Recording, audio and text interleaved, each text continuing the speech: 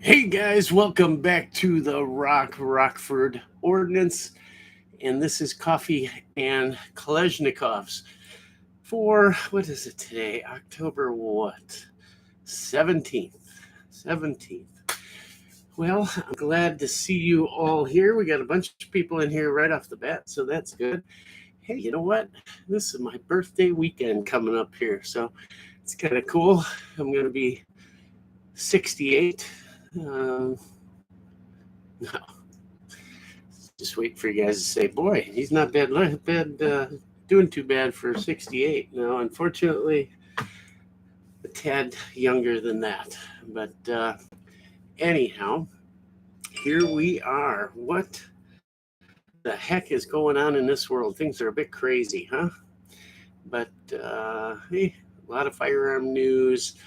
We've got some news on ammo to report on, and some cool things on TV that you don't get to see too often related to firearms. So that's kind of neat. We'll go through that. I was having a lot of fun just watching the newscasts, checking out some of the weaponry that we don't see all that often. We don't see a lot of Israel on the news until recently, of course. And yesterday I saw him packing one of my favorite rifles, and it was kind of cool. We've got an update on our homestead project, so you'll see that. And been doing a lot of archery. I should be out hunting, but just haven't had the opportunity to go sit in a tree for a few hours, and I've missed a lot of opportunities. At least that's what my trail camps say. But went shooting today, kind of to burn off a little cross between sadness, frustration, I don't know, a few other things, and I'll tell you about it. But I had to put down my dog today. It's a family dog, but we had 4 dogs up until about 6 months ago, and now we're down to 2. We put down our Weimaraner, my hunting dog. That was my wife's baby. She was old and just time. And today I put down my Mastiff, Lexi. She was my favorite dog I've ever had, period, bar none. If you ever get the opportunity to own a Mastiff, don't think twice about it. Just do it. Um, People think they drool and all. There are some. There's others that are more dry mouth. She didn't drool. I mean, they all do a little, but nothing like you see on TV. They don't need a lot of space. They're good apartment dogs, believe it or not. They're just big, lazy lugs. And if they were a person, they would just be an old soul, just kind and sweet, and they just want to be loved on. That's all. They're just, and protective. With the family, they're wonderful. But if someone messes with the family, they'll be kind to even strangers. But somebody gets out of place with a family member, you've got nothing to fear. Don't worry about it. So we had the vet come to the house. We've done that on the last 2, and it was nice because we're in the motorhome. So they even came to the motorhome, and it was just time. We found out she had bone cancer about I don't know, a month or 2 ago, and vet said there's really nothing he can do. It was all over, maybe even into her lungs, and she was doing fine up until a couple of weeks ago. She had a hard time. There's 5 or 6 steps coming up in this motorhome. It's a big coach, and she had problems getting up there. We'd help her, and we had a ramp for a while and different things, but finally, she'd go out. We feed them outside, and she'd go out, and then she was tired out. She'd just fall over, kind of. It got to the point where she wasn't using the one front leg at all, just doing the 3-legged dog thing. And still, she'd get in and out of the motorhome. Never a cry, a whimper, complain, nothing. But I just knew it was getting worse. So over the weekend, I called and said, hey, do you have anything available? She said Tuesday. Sounded about right, and it was, because this morning, the last 2 days, She never left a scrap in her bowl, ever. That's one thing. Mastiffs will eat as much as you will give them. They're not beggars or anything unless you make them that way. But the last 2 days, she left food in the bowl, and that is just not her. So, and then after she ate this morning, she was just tired. She couldn't stand on that front leg anymore. She just kind of rolled over and fell over into the grass. Just laid there enjoying the sunshine. So we'd leave her lay. She'd get her breath back, her strength back a little, and then I'd get her back in. I'd help her up, and she'd lay on. We had a Tempur-Pedic mattress because the tumors were in her bones in her shoulder here, and they had gotten pretty big in the last few weeks. And she'd lay there and just she'd see you, wag your tail. You come over and give her a tummy rub and stuff. And so she was on the couch sleeping when the vet got here, and she gave her a sedative, which she didn't need. Sometimes you got to put a mirror under their nose to see if they're still breathing. But gave her sedative, and she was just snoozing. And then she went down, and that was that. And I can honestly say my favorite dog of all time. And I'm really going to miss her. But I didn't want her to hurt anymore. And she's good. So I'm good. It's just kind of frustrated. I've had enough of death for a long, long time. Let's just say this last year and a half has been more than anybody should ever have to deal with. But so yeah, that's done. I feel very sorry for our little Chihuahua because he was with her constantly. He laid on top of her and stood guard. He'd have two paws on the ground and his rear quarters up on her, and he'd just stand guard. And he was with her 24/7, never left her side. If she left, he would cry until she came back. If it was 10 minutes or 10 days, he wouldn't stop crying until she was back.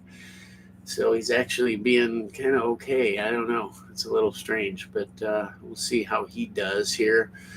I don't know why my camera isn't focusing. It's probably just my eyes again. Let's see. Oh, yeah, look at that.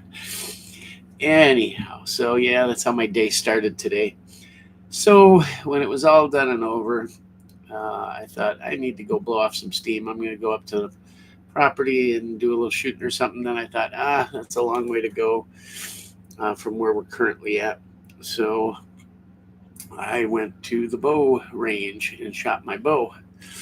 And a funny thing happened. I'm shooting, and I'm old school. I got this new bow because my other one's packed away in storage while we're building the house. Couldn't get to it, so I bought a new bow and arrows and everything. Been so long since I shot. I used to shoot aluminum arrows. Now you shoot carbon fiber. And looky what I did today. So I'm shooting at 20 yards and put one right into the other, and I heard this horrible splitting noise like bone. It sounded just like bone. If you've ever heard bone splitting, I guess not too many people probably have heard that, but yeah, it went right in, and that's pretty amazing considering there's a knock at the end, right? So it's got to hit just perfect to drive through that knock and through the arrow, and it split it almost perfectly around. I mean, look at the fletching and everything. Went right down the middle, piled up all kinds of carbon in here, so you can imagine what that hits at. But I guess that's why it does so well on a deer's shoulder, huh? Well, you don't want to hit the shoulder blade, but anyhow, I've only done this one other time in my life, and shame it had to happen now. These are expensive. So anyhow, I walked out to the counter at the bow shop, and I said, hey, I got a problem. I want to file a complaint. I said, this arrow company, they've got some kind of malfunction here. I don't know what's going on. The guy's like, holy cow. Anyhow, probably happens more often than you think, right? I can feel it's getting a little loose in there. I don't want to pull it out. I kind of want to leave it. So there we go. It went in a little further. So we'll leave it. It's kind of cool. I'll put it on the wall or something in the shop. I don't know how often that happens. Who knows? Maybe more than I think. I think they used to call it a Robin Hood or something. I don't. And if I remember right, bow range I frequented when I was younger would give you something for it. I forget. Like I thing for a free range day or something. I don't know.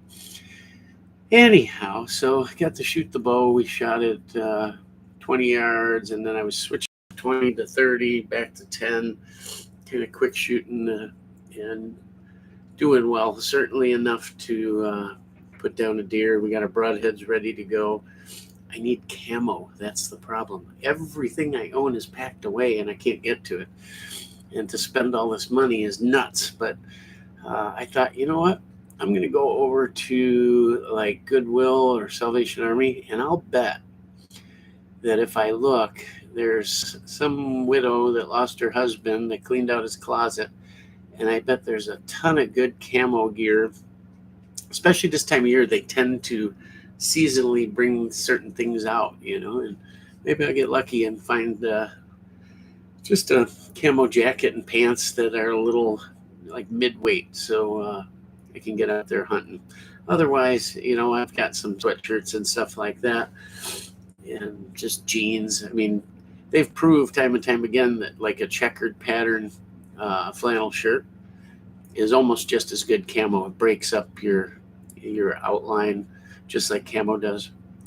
But yeah, it gets cold when you're sitting in the tree and you're not moving too much, so it'd be nice to get over there and find something cheap. Maybe I will try this week, but gotta get out there. Had 3 days where one of my shooter bucks, there's 2 that I will take, and actually 3, because one's got kind of a deformity, so I want to get him out. But there's 2 shooter bucks and one that I want to cull. And don't you know, the biggest one showed up in broad daylight shooting hours right under my stand 3 days in a row on the camera.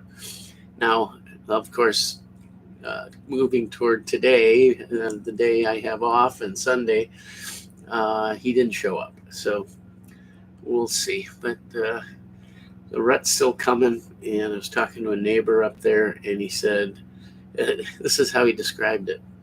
He said, you've never seen anything like it in your life. It's like a circus, because it's like Ringling Brothers. You're not going to believe it. There's just deer running everywhere. He said it's unbelievable. So looking forward to it. So let's see who's here, and let's get into some of our firearm stuff here and a few other things. Want to touch base real quick, just a little advertising for the channel. I do it once during the live stream, and then we're done. But guys, make sure you get in there and make sure you like. If you're not subscribed, or if you are, make sure you're still subscribed, and hit the notification bell so you get notifications every time we're dropping a video or doing one of these live streams. We try to do them every Wednesday night, 8 o'clock. I moved it up a day, so here we are. But I'm sorry, every Tuesday night. I didn't move it up a day. I'm thrown off. My schedule at work is thrown off, and everything's a mess. I got no home. I got nowhere to go. My whole life, it seems like, in chaos till this house is done. But yeah, anyhow, what else? So we did the bow thing, put down the dog. We're going to get out hunting. The property, let's talk about that. So you guys saw the video, hopefully, and we got the road in, at least as much road as we're going to do until everything's done. Then they're going to drop a couple more inches on top, clean it up a little bit, make it look pretty, and it'll be done. But during the construction, this is as far as it's going, and it is what it is. It's solid. We had torrential rains for like 2 or 3 days. I got one little low spot that, even so, it didn't wash out or anything. It didn't really develop any puddles. Just near it, what you could see was a little wet. And once they get everything graded out and whatnot, it should be just fine. If it sinks a little bit, maybe we'll put a culvert in there. But other than that, I didn't even have to put a culvert at the road. So got really lucky with the natural lay of the land, and worked out great. We got a guy in there to clear the area where the house is going. He cleared everything with a forestry mulcher, just ground it. It looks like a carpet of mulch now. The forest is a carpet of mulch. He did leave some of the bigger hickory trees and some smaller, although they're large, I don't know, they're probably 4-inch or so, 5-inch oaks that he said he thinks will do real well now that the trees around them are down. And on the sort of right side, almost in the backyard, this group of burl oaks that are just unbelievably beautiful. Now that we got everything out from around them, you know, a lot of oak trees go straight up, huge trunks, and then they branch out up above. These start branching out lower, and the shape and everything is just gorgeous. And there's 5 or 6 huge ones. We were told by the this guy is a tree specialist. Not only does he specialize in removing trees and doctoring trees and forestry and all that, he has a huge sawmill on his property. It's by far one of the largest pole buildings I've ever seen. The area under roof, I haven't been inside it, but I've never seen anything like it. At first I thought it must be a dairy barn or something, and it must house like 800 cows or something. I mean, it's just huge. I've never seen a roof that big over an area, but it's a sawmill. And turns out he may be custom making all our hardwood flooring in the home. White oak.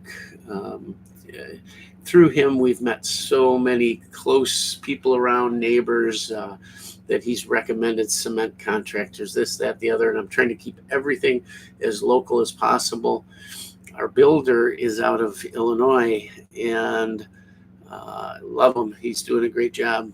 But I want to bring everything out of Wisconsin if I can. I'm done giving money to that state or anything having to do with it.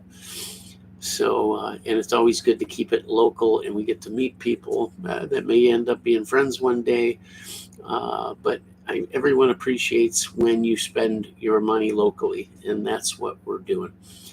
And, you know, community, that type of thing. And being new to the community, I feel it's the thing to do, and it feels right. You get to know people. I got to meet the gentleman that used to own the farm that our property was part of. Just a lot of neat stuff. So it's like you meet one guy, and this guy knows that guy and that guy, and you get him, and he knows someone, and before you know it, you got just a lot of locals and neighbors that help to build a barn, right? What do they say? It takes a community to raise a child. Well, it takes a community to build a home, I guess. I don't know. But we're trying to keep that as much as possible. So once he opened up that land, we can see a lot better how we had to move the foot a little bit and how the view is going to be and all. And it's great. All the last stuff got in today. That's good to go. Electric's going in next week. Foundation should be dug almost immediately after that, and we will get to pouring cement. Pole building is almost not going to do it because the coffers are drained cash-wise. I'm cash poor right now. So the shop, I wanted to get it done so I could put this motorhome in it for the winter and be a little bit warm, I guess. But cement costs have not come down. They're just monstrous. And 40 by 60, obviously we're talking about 2,400 square feet of cement between 5 and 6 inches thick, plus about an 8 to 10 foot apron on the front, by 40 feet wide. And it's a lot of money. I think from the best I can tell, I'm thinking it's going to come in somewhere around 10,000. I wish somebody here knew cement and could tell me. They're saying 1,800 a load, or 1,800, which is, I don't know how many yards that is, but somewhere around there. And I don't know if that includes the gravel yet and doing the forms and finishing. I don't know. But he said somewhere around that they're getting $1,800 a load, whatever that comes to. And then when they figured it up, he thought about $10,000 for that. So that's more than we had considered, and I'm trying to cut corners everywhere I can. But as you guys know, that's not a thing you want to cut corners on. It's a once in a lifetime build, and you don't want to have to add on to it and be very sorry later to save $1,000 or $2 here and there. And I get it. The budget's the budget. I'm doing my best to trim it, and sometimes my wife doesn't think so. She throws ideas out there, and I get it. Some stuff she's got a good idea on, others she doesn't, and she thinks I'm going overboard, but I'm not. I'm just trying to make it sound so I'm not sorry later, like stubbing in plumbing for a bathroom. She said, well, why do we need a bathroom out there? Why not just a sink, to a wash sink or something? How much is it to stub it in for right now? I mean, a little PVC and whatever, and at least it's there, because what's the alternative? Jackhammer stuff out later.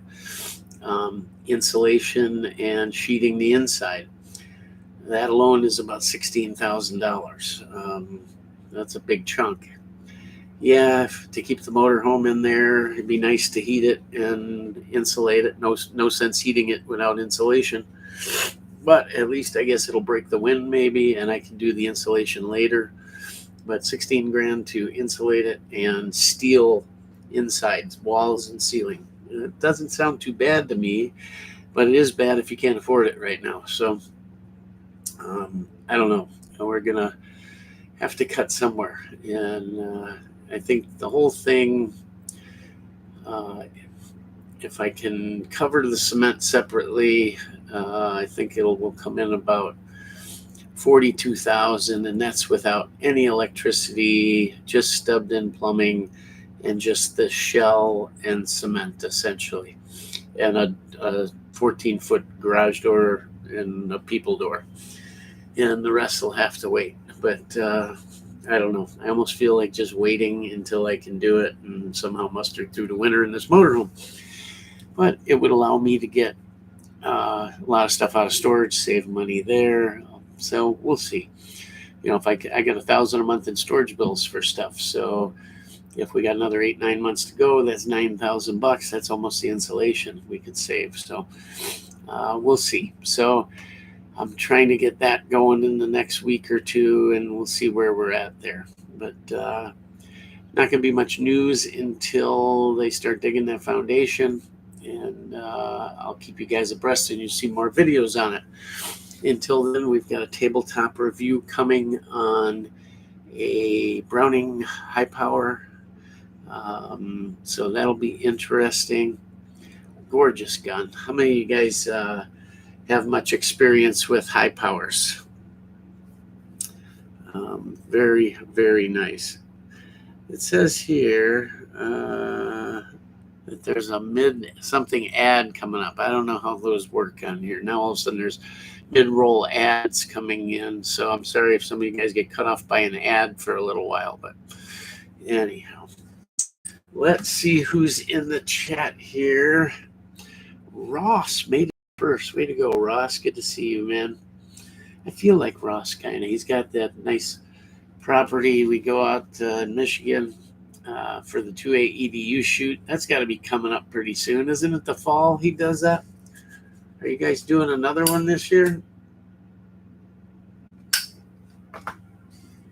I love attending that. A bunch of good guys. And one of these years I'll be able to stay a little longer, maybe get there the night before or something, get a hotel and actually get to hang out. I'm always getting there late and running to get home, but we'll see what we can do. But good to have you, Ross and Joe. Good to see you, Joe. Joe's pumping out the videos lately, man. You guys got to go over and check out his channel. He's got some good stuff. I love his videos. They give me a laugh quite often. I just know where he's coming from. Good channel. Joe Mercado, Coffee and Farm Talk, right? It's changed. I feel bad, guys. It's like the guns have gotten pushed aside, but you know, it's all in, it's important because that's where the channel's going to go, the direction it's going to go, not toward the farm, but our ranges there. So I've got a 50-yard range. It's actually a little longer, all done. It's just a matter of fact, I've been contacting some target companies this week. There's actually one in Grand Rapids, Michigan. I know I got a lot of Michigan folks in here. And I'm trying to get somebody to sponsor the channel and the range with steel targets. What I want to do is have sort of a Hickok 45 style range, and I can do almost exactly that. We're actually going to be having multiple ranges, handgun pistol range, kind of a universal range where, it might be 100, but for sure out to 75, where we can do some running and gunning and some tactical training and kind of running some courses, things like that. And then our long distance range, I want one range that's a solid 100, just 100-yard range, but I'm going to build it in conjunction where I can back up depending on the time of year and hopefully get out to even maybe 700 yards. We'll see. So that'll be a ton of, hey, anywhere you can shoot over 100 yards is a thing, right? Not too often. I know of a range I can shoot at regularly that has a 200-yard range. My old club where you saw the majority of my videos come from, I know of a 300-yard range that I get to once in a while in northern Wisconsin here. And then down south, I don't know of anything else. So to get over 300 to get up to 200 is a stretch these days. But 500, 600, 700, man, it's going to be awesome. So we're going to have plenty of places to do videos, plenty of places to just shoot and train, plenty of places to have friends, get on the channel, and of course we're going to have a shoot too. And the guys that get together at 2A EDU, we're certainly going to invite them, and it'll be fun. So hoping we make a weekend out of it. Some camping and bonfires and food and all that good stuff for sort of a grand opening. I'm thinking mid-summer this coming year. So we'll see. Joe, I've been following the bagel and falafel thing. It's bagel and falafel. That's hilarious. You know, I bet there's a lot of guys following this channel don't know what falafel is, Joe. And they might know the bagel thing, but I'll bet there's people that don't even know what cuisine bagels come from. But I'm sure a lot of you know, I'm sure. Bagel and falafel thing, that is funny. It saddens me, the innocent people caught in the middle of all this. Yeah, it does. I shut it off because there's a few things that just don't make sense in the whole thing. And when things don't make sense, there's a reason, at least to me. And I'm not going to get into it. My wife says I'm a conspiracy theorist, so I'm not going to get into it. But just how this whole thing happened, you can kiss my ass if you think that this was somehow an intelligence blunder on the Israeli part or even the U.S. part. There was no intelligence blunder. They are way too good at that. They are the best in the world at it, actually. And for this to slide by and just be a oopsie, nah, don't cut it with me. I don't know. What say you? It doesn't ring a bell. I mean, do you know what had to be moved and coordinated and just for the weapons and the people and the everything, and now suddenly these hundreds of miles of tunnels that magically just never heard about these tunnels before. I don't know, all of it.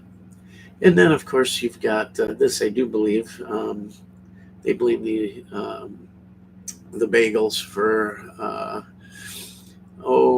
hit in a hospital, and then it turns out that it was a falafel bomb, I guess, somewhere around there. I'm gonna use those code words, falafel bomb.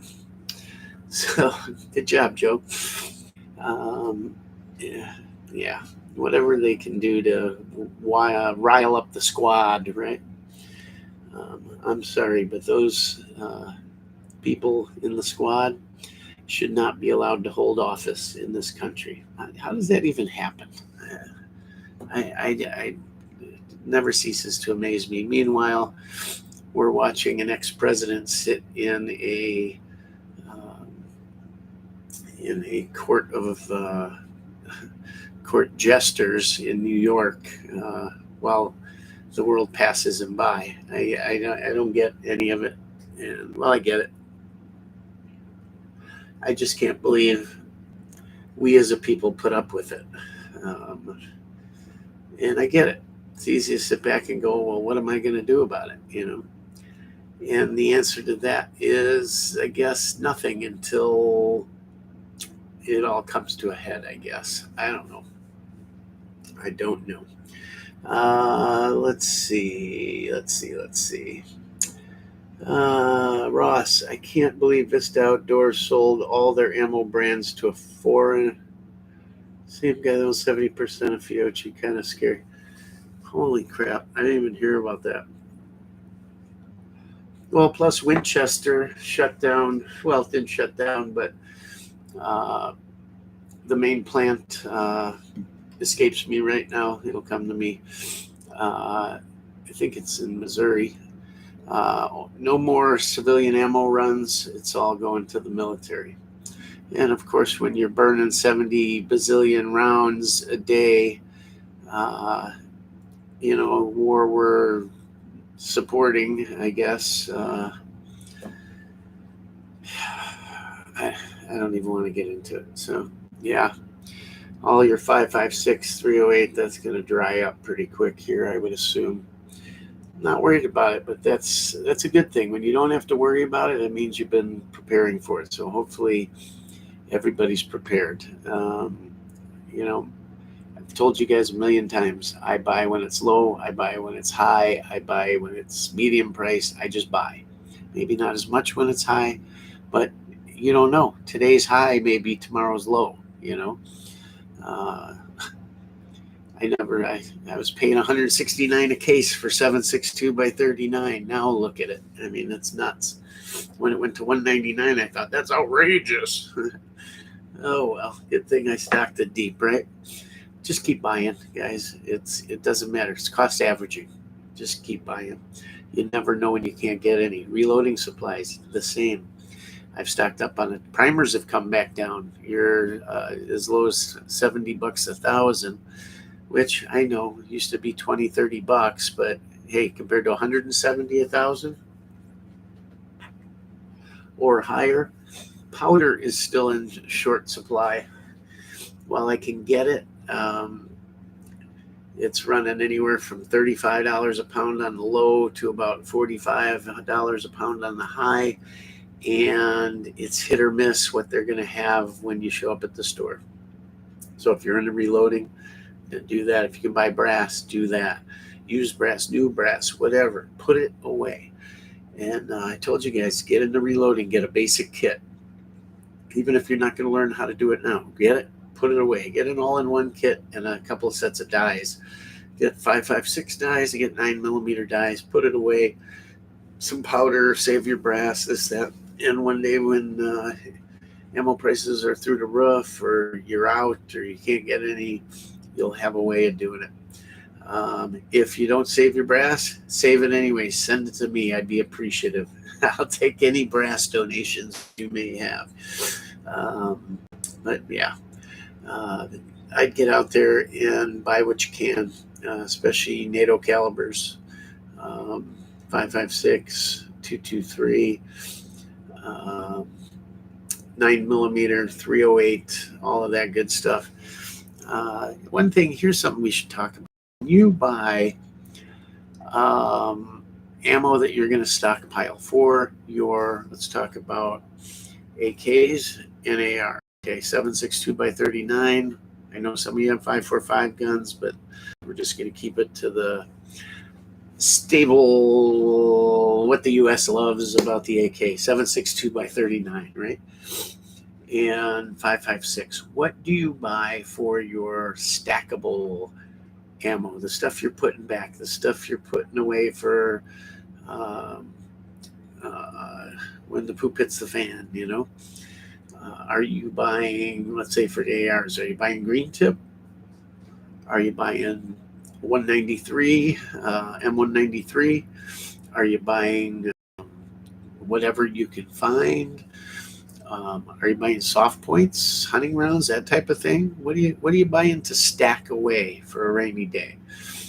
Or all of the above. But everybody seems to have one main type of ammo that you're going to stack for your defense weapons, right?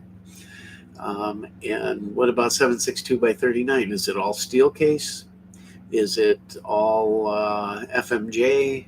Do you have some soft points? I sort of made a mistake in a way. You know, the troops and everything, your standard issue is green tip now. I think they do use 193. I don't know if that's for, you know, practice or drills or whatever, but I never stocked away any soft tip. And that's not a good thing. You know, I always went by, well, why do you run FMJ? Well, NATO, of course, but or Geneva Convention, whatever it is. And always, well, that's what feeds best, right? Soft point isn't necessarily feed as well. And I did the same thing with 7.62 by 39. It's all FMJ. I have little to no hollow point or soft point ammunition for my main defensive weapons. Handguns I do, but not on the rifles. And I got to, you know, yeah, it'll put things down, but boy, those soft points will put them down for good. You know what I mean? And I really think I should be stocking up on some of that. And I had the chance to tons of times with 7.62 by 39, but I never really noticed soft points or hollow points feeding poorly in ARs, but I did have some issues in AKs. Early on, years ago, I would buy some of it because whatever was on sale, I'd grab. And I did have some feeding issues with it where it would hang up once in a while. And it was then that I decided, well, I'm just going FMJ. And I think that was a mistake. For the little bit or the few malfunctions that I had, didn't necessarily mean it was all bad. You know what I mean? So I'd be interested to know what you guys stockpile and what you plan on using in a situation like that. So comment away here. I'd love to see that. But either way, get out there and just always be buying. Always. Whether you can afford a box a week, a box a month, 5 boxes a month, a case a month, whatever your budget is, a little turns into a lot. So make sure you're always putting something away. Maybe once in a while forego a new firearm for something to feed those firearms. At the end of the day, and I know a lot of you have done this because I do it, I'll go into the vault and I'll look around, or I'll open a safe and I'm looking, and boy, there's a lot of redundancy there. Now, in the AK world or my collection world, there's a reason for different variants, right? But then there's like my AR world. And sure, I've got slightly different variants, like, okay, your standard M4, then a shorty, and then like a DMR, 20-inch barrel, something a little longer, rifle instead of a carbine, what have you. But then there's this mishmash of 5, 6, 10, 20 ARs that are basically the same thing. I decide, I want to build one today, so I can grab a bunch of parts, and it's what I got, and I put it together and end up with that. And I'll build this one, or I got that up, or I might as well do something, and you end up with a bunch of basically the same gun with a few different manufacturers' trinkets on it, right? That maybe you thought were cool. So I'll build one around this, or I really like that handguard, or maybe, I got this billet receiver set, let's build something cool or whatever. And you end up with all this redundancy. And even though I shoot a handful of them regularly, there's these extra ones that just sort of lay there, and you go, boy, it's always cool to say, oh, look at that, my ARs, or whatever platform you're into.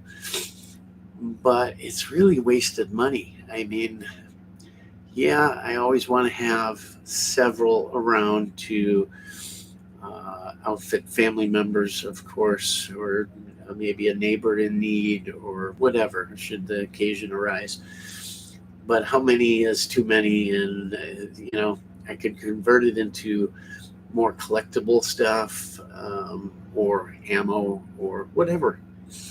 But I find it so hard to part with things once I have them, as far as guns go.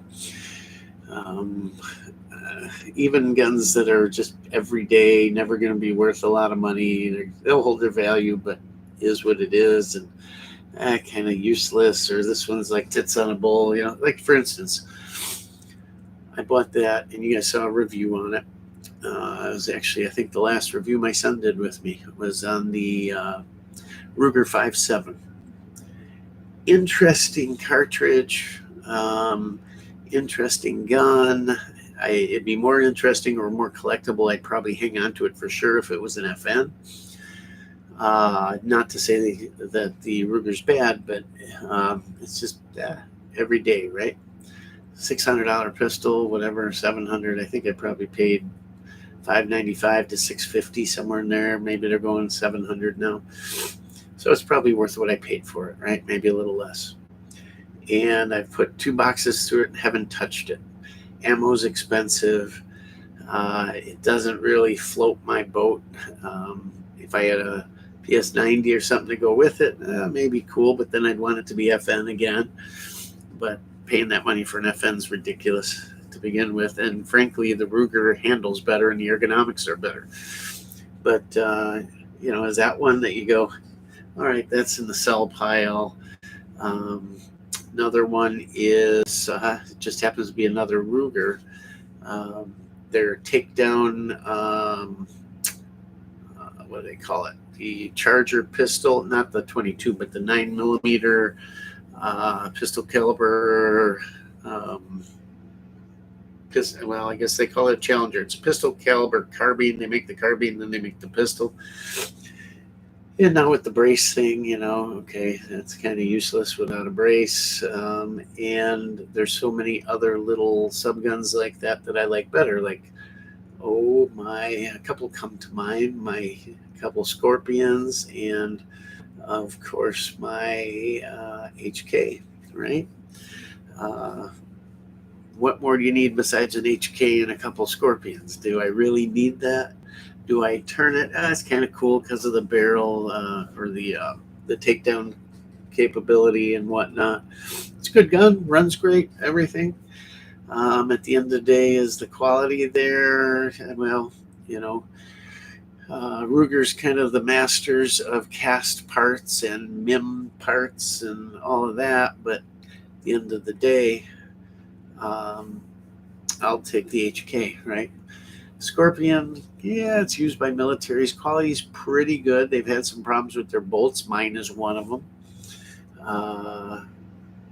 I'll still take that over it. So do you sell it?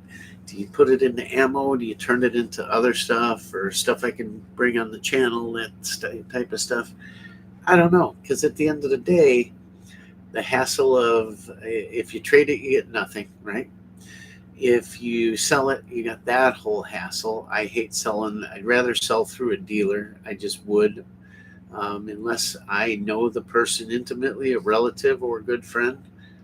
you don't know who you're selling to, and I never want to get caught up in that. So I hate to do it. And even then, what are you going to get for it? Um, is it worth the hassle of putting it on, advertising it somewhere, and then meeting a stranger somewhere, and that whole rigmarole? It's never fun, is it? Um, so I don't know. But I feel like maybe I should move some money around with certain things.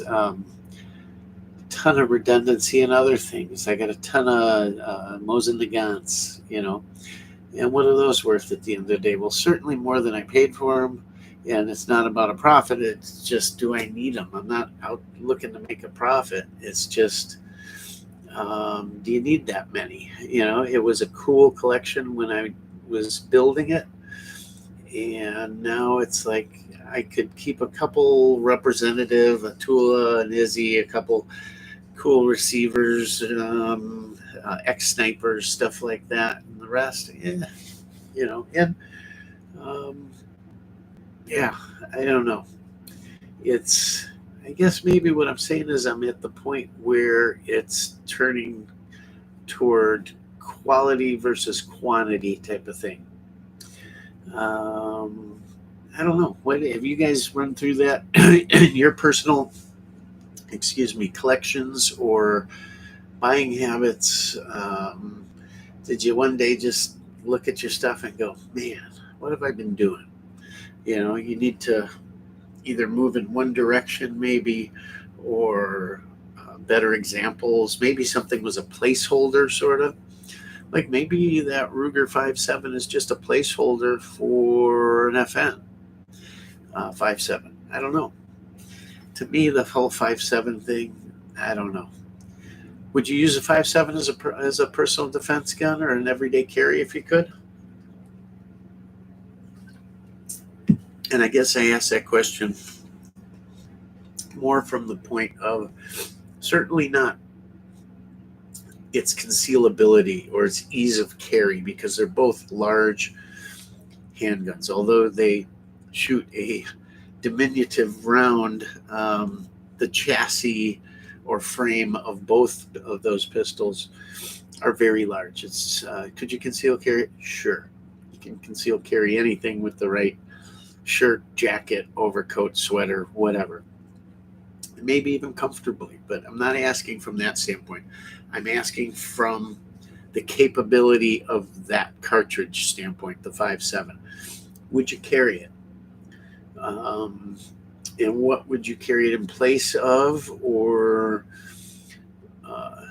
would you feel outgunned or undergunned? Or, I mean, if you carry a 380 as an EDC, it's 5.7, kind of comparatively speaking, it's obviously faster, but it's certainly smaller. Who knows? There's guys that carry 22s as EDCs. Would I? I have on an occasion, just on a whim. I got some new 22 LR defensive rounds and thought, you know what, I'm going to carry this today, kind of thing. But do I want to do it all the time? No. Or how about the guys that load up a 25, what is it, a Bobcat or Bearcat, the little Beretta, load up a 25 or a 32. I've been shooting, one day I was shooting a little 32 automatic my father-in-law had. And he's in a weird little autos, some old small Colts and different stuff. I don't know. He likes weird stuff from maybe the 20s and 30s kind of. And we had a manufacturing plant, a pellet manufacturing plant, huge plant. And I'd have huge stacks of wood, leftover boards from a run. It was left over from a run of pellets we'd do for some company. And we'd save it for the next run, maybe that we'd do 3 months later, and it'll all be stacked at one end of the plant. Well, at night at 2 a.m., I'd go out to have a cigarette and walk in the plant and flip the lights on and go, I got about a 70-yard range here indoors. And during the day, you know, obviously there's people around, forklifts running everywhere. You can't really do that. But at night, we're on the edge of town. Got some houses near us, but they're used to the noise during the day, the saws running, the nailing machines, all that. So one night, my father-in-law, we look at each other and we're both kind of thinking, he goes, I'm going to run outside real quick and stand out on the side here. He goes, in about 45 seconds, just let 3 or 4 rip into the wood pile over there. So he goes outside. I give him 30 seconds and then pop, pop, pop, pop, pop. He comes back in. He goes, did you do it? I'm like, yeah. He's like, we're good to go. I couldn't hear a thing outside, right? So we're shooting into the wood pile inside the building, you know. And we weren't shooting rifles or anything, but pistols. It's our building. It's our property. It's inside. It's safe. Nobody else is around but us. If it was legal, I don't know. I kind of doubt it. But put it this way, no one was endangered at all, and went into the wood. The wood got lead poisoning, but other than that, it was okay. And I remember him shooting. That's a long way to go back to this 32 thing, but he's shooting this little 32, and I could watch the bullets go into the wood. I don't know if it was slow ammo, old ammo, or if 32s are just that slow. I can count, well, I think I've been around or shot something in 32 maybe twice in my life, maybe 3 times. It's just one of those calibers nobody carries anymore. It used to be fairly popular with just that little auto Saturday night specials, that kind of thing. But these things were like, yeah, you could watch them, you know, on a longer shot.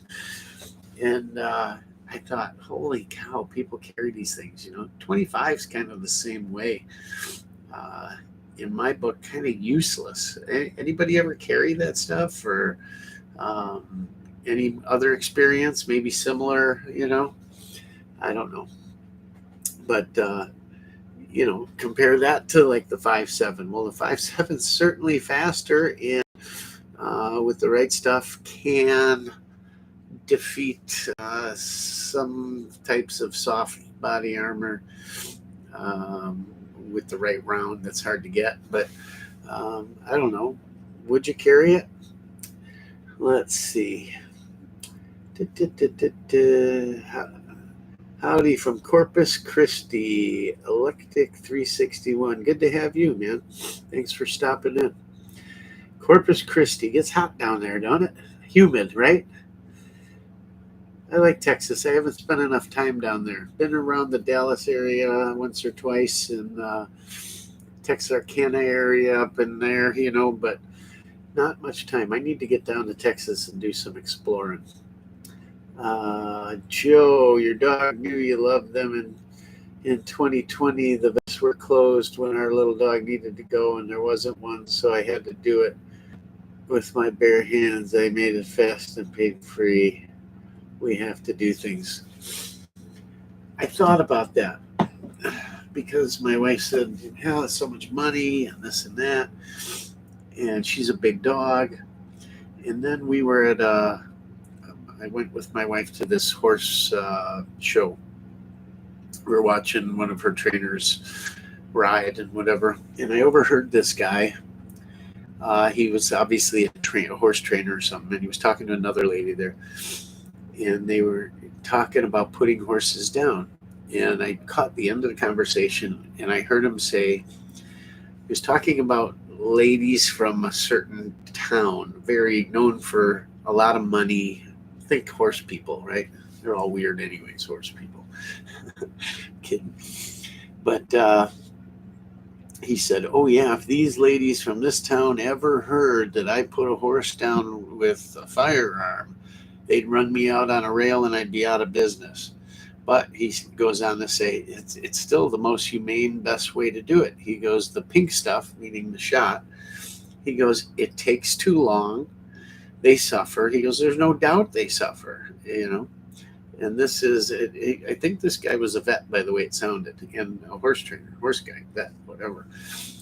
And this lady he was talking to agreed with him. She says, yeah, I've had some bad experiences. They were talking horses with putting them down using this, whatever medicine, they call it the pink stuff. It is pink. They use pink on my dog today. So my wife, when the vet was here, my wife asked her, she said, we overheard this conversation. What do you think? And she said, done properly, absolutely, for a horse, she was saying, it's not a bad thing to do or a bad way to go. She goes, as long as they're well sedated, and the best thing to do is to get them to lay down, and obviously you don't want them to move because you want it placed properly so there isn't any. But she said, absolutely, pain-free, best way, da-da-da-da-da. So, I don't know if they still do that, but I had thought about it. I wanted to take her out to the new property, and, that be it. And I bury her out there rather than send her to be cremated and all that stuff. To me, it's a big scam. A lot of money. Do you want your dog cremated by itself or a joint venture with all the other dead puppies? I don't know. Anyhow, I don't know. It'd be hard to do. But at the end of the day, when your dog's in pain and all that, like Joe, couldn't get anybody out there, by all means, you don't want to see them suffer. They're too nice. They're always forgiving, love you no matter what animals, right? I wish more people were more like that dog. They're that nice, but it's terrible to have to do anyway. But it's funny you bring that up, Joe. I had that conversation today. Let's see. Hey, Squeaky Cooler's here. Good to see you. November 4th at Pillboxes. That's right, Ross. It's not your. It's Pillbox Bunkers. Yes. Anyhow, I don't know if I'm invited or not. I'll have to jump over to the channel one of these nights. I'm sure I am. Who knows? Love going down there. And last year was such a great surprise. Had Chris there from Marksman TV, and we got to shoot a BAR full auto, and we got to shoot a German Schmeiser, which I grew up shooting one of those. My dad had one. Oh man, so much fun. And it's always a good time. I just want to get there early enough for once. So we'll see. I will have to check with 2A EDU. If you guys have not been over to 2A EDU's channel, maybe you've never been there, maybe you haven't been there in a while, get over there. He is certainly, in my opinion, one of the best 2A reporting educational channels there are on YouTube. He gets involved. He puts he puts it into action. He actually gets out there and busts his hump to do the right thing for the Second Amendment and to educate others on it. So if you haven't been over there, get over there. Sorry, I'm shaking the table, guys. And I hope the sound's not bad. We have the generator running. We're on generator power. We're truly homeless. We were evicted out of our campground. They closed for the season. And so, yeah, we're living in a parking lot right now, literally. But soon to get out on the property. I could go to the property now and just park up there, but I'd be doing the same thing, running the generator. When my 100-gallon water tank gave out, I'd have to pull out and go refill it and whatnot. So until we've got the utilities hooked up there, why do the extra driving and whatnot? But I hope you can't hear the generator. It's running, and it might be vibrating through this table. It's not bad. I have a hard time going to sleep without it running because we raced for so many years, and when you're racing, you're not plugged in. You're running generators, and helps you go to sleep. It's like that white noise in the background. Let's see. My money is on a combo of bad planning, bad timing, and inside help. Good. Yeah. Think about it, Joe. These people are surrounded by the enemy on all sides. They have fought for their lives, their families, their way of life since the beginning, since the dawn of time, but certainly since that country was founded. They are constantly on the defensive, and they're the best in the world when it comes to hostage rescues. They have some of the best pilots in the world, and their intelligence gathering operations, they're, if not second best in the world, maybe even better than us. I don't know. Certainly some things. I just find it hard to believe that's because the falafels, as you would like to put it, think about it, man. A lot of that is like third world shit, you know? And the weapons they were firing are not your typical scavenged junk. Neither were the uniforms and everything else. Obviously, we know where that's all coming from, but it doesn't get moved under the cloak of darkness in a 1962 Peugeot, you know, to move that amount of equipment and everything, the logistics of it, all that.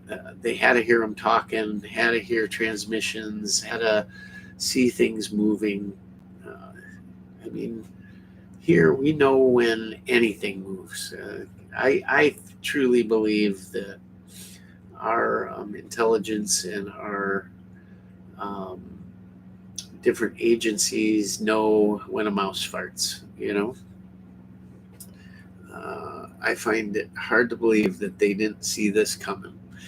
When you saw the news clip, God, what really bugs me is how terrible they are at riding mopeds. That to me is not very tactically sound. I mean, one guy's got an RPG over his shoulder, one's got 2 rifles slung, they got sandals on, for Christ's sake, and then they got that whatever thing they wear up like a skirt. It doesn't get caught in the chain.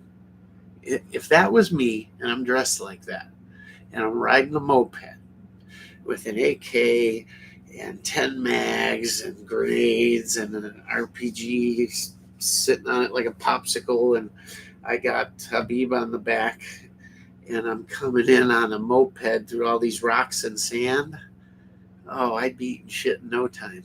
I mean, or my whatever, my trailing thing would get caught in the chain. It'd be kicking it, ripping it. And meanwhile, from the guard tower, they'd be, spraying me.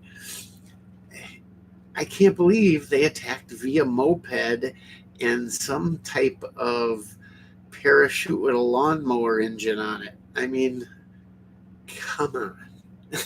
Did you guys see it? I mean, they're all, whoa, they're riding these mopeds. Oh, geez, oh, there's a rock, and my God, at least get a goddamn motocross bike, like a nice CRF 250, and just come in like a badass, right? Brap, as they say. That's embarrassing. First of all, you're dressed like that. Second of all, you're riding like Mary Poppins, for Christ's sake. They got attacked by Mary Poppins with an RPK. Oh my God. It was like a bad YouTube video with an experimental aircraft, where the guy hooks his Briggs and Stratton up to his hang glider or whatever. It was terrible. I can't believe, that video almost had to be, it's just, I don't believe any of it. I don't believe any of it. Think about it. You guys saw that video. Come on. Is that really what happened? Or when they were sneaking around through the thing and there's the big guard tower on the border? Where'd they go? They weren't up there anymore? They weren't. Oh, what are they doing down there on the mopeds? Come on.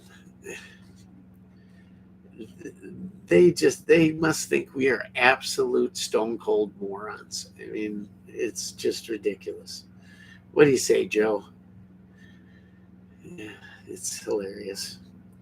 YouTube overlords are going to kill the platform with the ads. They must have made changes last week as I can no longer block ads. Rant over. Hattori Hanzo in the house. Mr. Yugo AK himself. Mr. Zastava, as I like to call him. He's gotten closer to Zastava than anyone else on this channel. He's been right up close and personal. But he didn't get in. That was the sad thing. Anyhow. What was I going to say? You guys made me forget. Yeah, I just don't believe it. Oh, and the ad thing. So maybe someone can comment here if you've seen this mid-roll ad. Tell me how it works. Am I talking and all of a sudden there's a break? And then I come back in talking? Or do you miss part of it? Or does it pause it and then it starts off where it left off after the ad? Or how does it work? I've never seen one because I subscribe to YouTube Premium. I don't see any ads. My credit card expired on it, so my subscription lapsed. And all of a sudden one day I'm on YouTube watching. I'm like, oh my God, the ads, look at all, Jesus. I'm like, I can't watch this. I can't watch this without my premium membership because there are so many ads. It's ridiculous. I forgot what it was like because I've had premium so long. I'm not telling you guys how to spend your money and to give money to, obviously, people that don't like us too much. But yeah, I give it because I'm on the platform and it works. It makes it a much better experience for a few bucks, whatever. A conspiracy theorist is just someone that figures out truth before it's proven to be reality. I heard that earlier today. Anybody watch Black Scout Survival channel? Interesting. I don't know if I recommend it anymore, but go over there and at least take a look. He's an ex-Marine. I don't know what he was. Survival specialist with the Marines, whatever. But he said the same thing. He said, think back to the Koffee and all that, and what you were saying about it then, and then what we found out. It turns out you weren't a conspiracy theorist, were you? And there's a lot. Then I started thinking about that, different events, and I think back specifically when my wife would say something like, "Oh, how do you know?" And that's not true. And here we are, 5-10 years later. Oh, yeah. It was, but it kind of fades, right? And you don't rub it back in like, see, I told you so. But it just, yeah, everybody kind of knows it now. And yeah, you're right. You just know the truth a little earlier than others. But you don't get to do the I told you so thing, do you? Because even then, they'll still fight you on it somehow. You know, I was just doing that with my wife the other day. Talking about the money that went to the research facilities in China, that type of thing. You notice the bullshit Biden propaganda ad here on YouTube. They make sure that you can't skip over that. I haven't seen it, thank God. I'm a run with what I got. I'm on a limited budget, so I use the bullet hoses I have, and even on food stamps, I have more than enough loaded mags. Good. Awesome. Yeah, Joe's been stockpiling for a while. He does. You talk about putting together what you need on a limited budget. You want to learn how to do that? You go see Joe. Go look at his channel. Joe gets it done with very limited resources and does it well. That's why panic buying annoys me. Literally no money yet. I choose to use what I have. Yep. Panic buying there's no reason for it. You should be, this has been going on forever, guys. If you've been watching channels like this, there should be no panic. You should be all set. I'm not even thinking about it. Like, I'll see a video, ammo shortage. Why even bother? There is no ammo shortage, at least not for me. I don't know. I too have a Ruger 5.7 and have the same thoughts about it. Yeah, right. It's interesting. It's one of those things like if you got somebody that's kind of into guns more than the average person, it's one of those things you can pull out and go, "Oh yeah, look at this," you know. Oh wow, it's different. But after that, yeah, it's different. I don't know. To me, it feels like a plastic ray gun, you know. And I should shoot it some more. I don't know. I don't care for pistols all that much, anyways. I'm a rifle guy. You know what pistols are good for, right? The only thing they're good for? The only thing. It's fighting your way to your rifle. That is the only thing they're good for, in my opinion. Panic buying is maddening. Yes, it is. I love sitting back and watching it. I hate the price when then I need something maybe special or something, but because the idiots have not prepared, I have to pay the price. I do the 5.7 thing, but I want to see Underwood make a round that rivals the military. Yeah, right? The ad cuts you out and we miss part of your stream. No kidding. See, when it pops up, it says I can skip it. And every time I do, like now, it just popped up. So it says it's counting down 51, 50, 49. Ads will run shortly for some viewers. And I can click skip ad. So when we get to 30 seconds, actually, when we get lower than that, I'm going to click it off, skip it, and tell me if you guys see an ad. I'm just curious as to how it works. And then if I don't skip it, you guys can blame me that you saw it. Although I guess I do get paid for it. About 1.50 cents, I think. Maybe not even. 1/10 of a cent. Maybe. We'll see. 15, 14, 13, 12, 11, 10, 9, 8. I'll click off at 5 here. So in 5 seconds, you should see an ad. I just skipped it. If you don't see it in 5 seconds, I figured out a way to get around it for you gentlemen. So you guys should be seeing an ad right now. If you're not seeing it, chime in here, say I'm not seeing an ad. That way we know I can skip for you guys. And we don't get interrupted. Let's see, what else?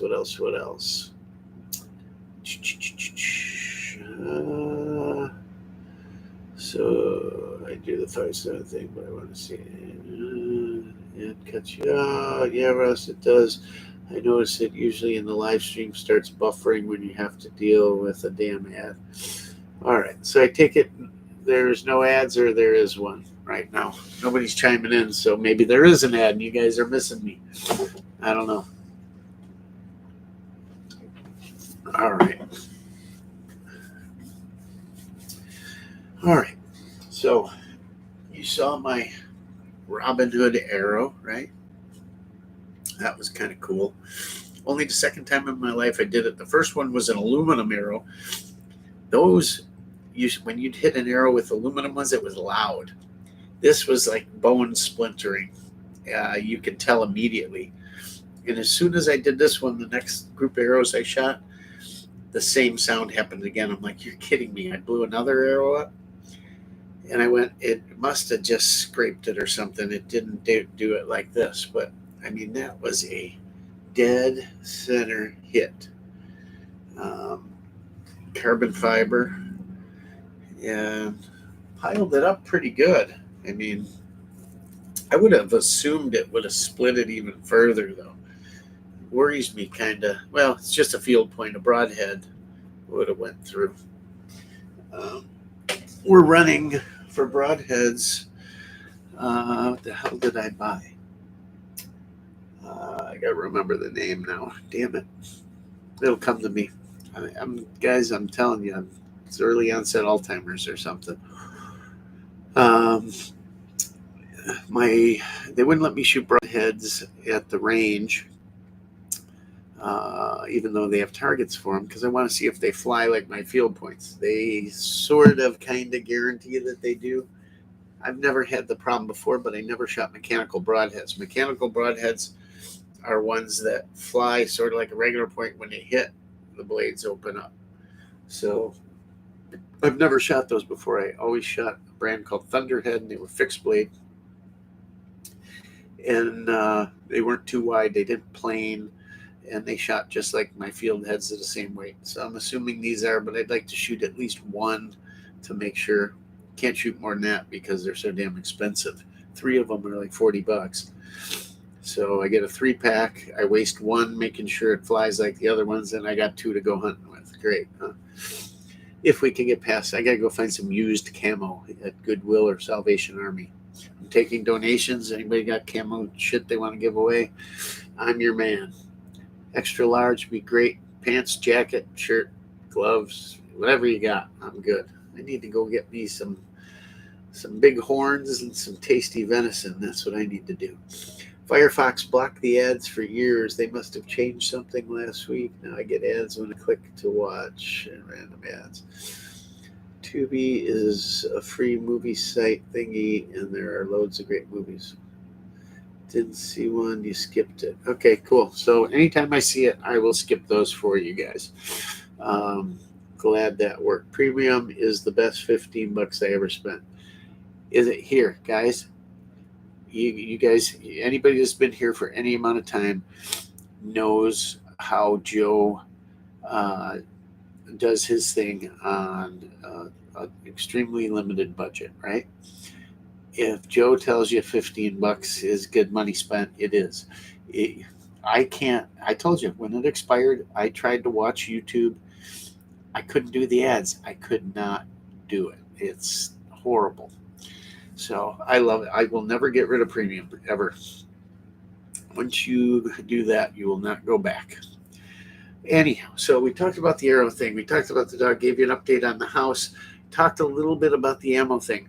So Winchester shut down anything coming out of their main plant for civilian use. It's all going toward military use, so you're going to see 5.56 cut back. Nobody commented as to whether or not they stockpile anything soft tip or hollow point, or if it's all FMJ. I mean, either way, it's good. It all perforates and air conditions, but some will definitely put you down a little harder. I just worry about the feeding on it. I think I'm going to do a little comparison testing on that. Get some 5.56, 223 rounds, get some 7.62. I probably got some 7.62 by 39 laying around in soft tip. I know I do for my Mosin. I got a lot of hunting rounds for Mosins.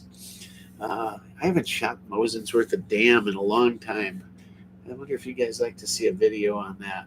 It'd be fun. I really got to get out and do that. And I was thinking about Tokharovs too. I was looking at my Tokharovs, and I haven't done that in a while. That would be fun. I love that round, man. So fast. Shooting steel with that round. I've showed you guys this before, but you're shooting steel with a 9. It's like boom, ting, boom, ting. But that Tokharov round is, it's lightning fast. I love that round. That round in a sub gun would just be awesome.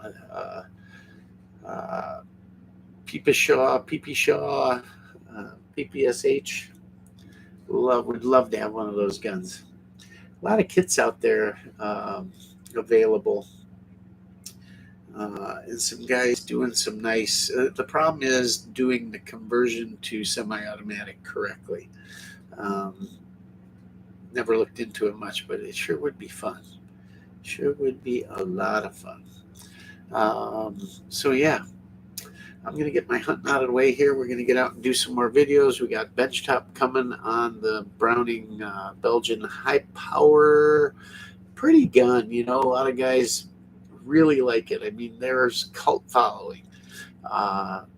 There's huge collectors, and some of these guns can get outrageous money. And some of the German marked World War II stuff can be outrageous money. And any of the Belgians in good shape bring good money, Haven't heard much out of FN's latest version. That was a flop, huh? You had a little excitement with the reviews when it was coming out, and then they had some type of problem right off the bat. you haven't heard squat about it. I still haven't seen one in person. I thought, oh man, I'm going to get one of these and test it. Haven't seen anything, heard anything. It was like it just faded into oblivion before it even got started. I don't know.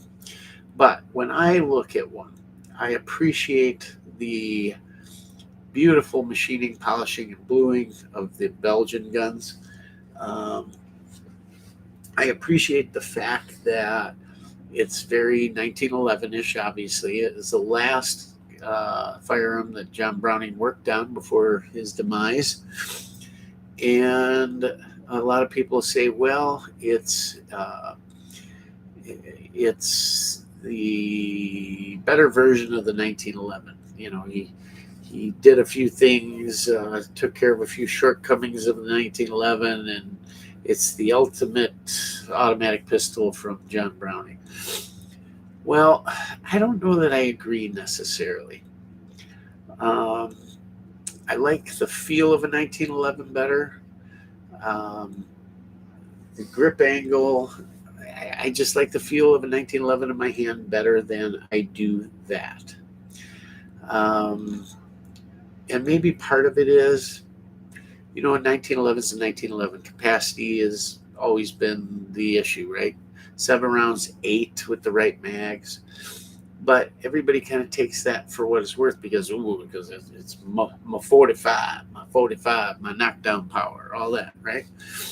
My 45 versus your 9 and all that crap, right? So the guys that like 45 will forego mag capacity for the larger round. So that's, you know, the selling point, or the what you're hanging your hat on with the 1911. But when it comes to the high power, it's 9mm, right? And you got a little more capacity than a 1911. But at the end of the day, any average 9mm striker fired pistol from any company, you name it, forget about Glock, SIG, hell, High Point, anybody, Smith & Wesson, anything can match and in most cases beat the capacity of the high power. So, okay, you've got a pseudo 1911 and 9mm that's beautifully finished, and in my opinion, close to a work of art, you know, because bluing and polishing and steel and all that is a work of art. I look at all guns as a work of art. But there's way better options. It's not like, okay, it's a 45, it's a much bigger round, heavier hitting, that kind of thing. So I'll deal with the mag capacity, but when it's a 9mm, oh yeah, and then it's heavy too, right? I'm no Glock fanboy, right? You guys know that. I own one Glock, just sort of because you have to, right? Even if I don't shoot it, if I never shot it, I should still have a brand new Glock in the box. Why? Because I'm a gun guy. Got to have a Glock. Yeah. Do you have a Glock? Do you like Glocks? You carry Glocks? You got a Glock? Oh yeah, I got one. I got a 17. It's over there in the box. It's never been opened. But I got a Glock because I'm a gun guy. That's what it is, right? So I'm not a Glock fan, but I guess for use, for actual use or carry use or defense, high power Glock or P320 or Smith & Wesson or whatever, what am I going to reach for? Anything but the high power, right? What's the point? It's heavy. Everything but its third step cousin has more capacity, is way lighter. Mags are cheaper, easier to find. And why am I going to carry such a beautiful gun just to screw it up with holster wear and banging it around? So other than collectability and its differences, and to say, look, here's John Browning's last work. Is it a masterpiece? I don't know. You be the judge. I don't see it. It doesn't get my juices flowing. It does from the standpoint of beautiful bluing, fabulous fit and finish, just beautiful. That dark blue and the wood or black grips would look really nice on them. Yeah, it's nice, but it's something I want to collect, not necessarily shoot or use as an everyday tool. Would you not agree? And then add in now the money they get for them because of their collectible status. And I don't even know how much the new FN high powers are, but I got to assume they're in that $800,000-$900,000 range. And I know they don't have the finish that the Belgians do. So now, okay, I can buy one of those cheaper and I can bang it around. Well, I don't know. I don't see it. Kind of like the 5.7, I don't see it. Is there an advantage? Well, it'll blow through a vest. No, it won't. It really won't unless you've got that certain FN round, and even then, it's only going through soft armor, maybe. Out of the pistol, I don't know. Maybe out of the rifle, a little higher velocity. I don't know. The rifle is cool because of the mag, how the mag seats on top, how it flips the round in. But then they're only cool if you SBR, right? Who wants that long barrel sticking out of there? If I could have a PPSH with the cool optic that basically was the FN optic or the one made for it, and have the short barrel. Let's say they got rid of the NFA and we could have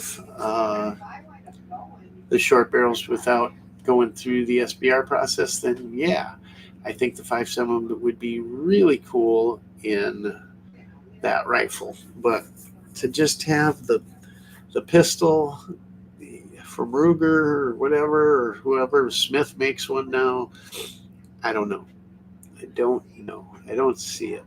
But I still don't want to part with it because it's my only example. I'm stuck, guys. I'm stuck. I really am. I really, truly am. Been thinking a lot lately about boutique AKs. Mostly because I was up in Mr. Krebs' neck of the woods the other night, and we went to a steak dinner at the local Moose Lodge up there. Enjoyed myself, had a nice filet, baked potato, salad, brandy old fashioned, green bean casserole, and the steak was outstanding. Nice big filet, crispy crust on the outside, perfect red inside, $25. I love Wisconsin. I love Wisconsin. It's the greatest place on the planet. Yeah, and I don't know what it is about old fashions either. I could be eating at this restaurant right here. Okay, there's a restaurant right here. Here's a line. I'm eating at this restaurant. North of the line is Wisconsin. Below is no man's land. You cross the cheddar curtain and go into hell. But right here on the border, 30 feet over the border, I order a brandy old fashioned, and it's marvelous. It's so perfect, so delicious. Waitress, can I have another? I step 5 paces below the cheddar curtain to this restaurant, and I order a brandy old fashioned. And usually the waitress looks at me and goes, "A what? What? Sweet. What? Let me see if he knows how to make that. I'll be right back." Then they come back with some concoction that tastes like you poured rubbing alcohol through a rusty tin can, right? Literally tastes like rust. Well, you know what tastes like rust? Drambuie. Drambuie tastes just like rust. But yeah, they can't make an old fashioned 5 feet below the border in Illinois. They can't. It's the craziest thing I've ever seen. I can go anywhere in the world and order a bourbon this or whiskey sour or whatever, tequila sunrise, and it's the same thing. Old fashions, they don't get it outside of Wisconsin. I don't know. If you ever go, you've never been there, when you get to Wisconsin, order a brandy old fashioned. Even if you don't like brandy, order a bourbon old fashioned. Oh, my Lord. Magnificent. Anyhow, we're in Krebs' neck of the woods, right down the street, actually. I thought about calling him and say, hey, you do anything? Come on, meet us at the Moose Lodge here. And so it got me thinking.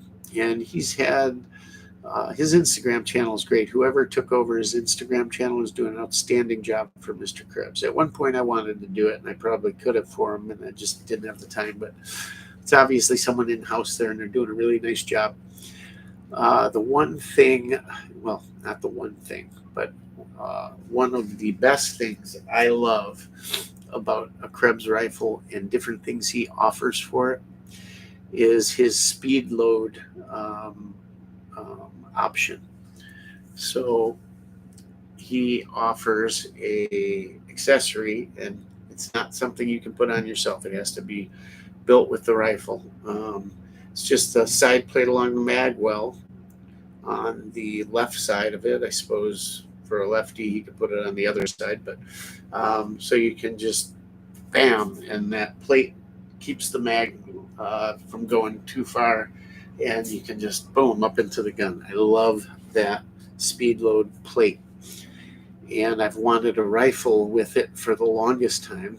And I asked if he could put it on my KS Krebs rifle.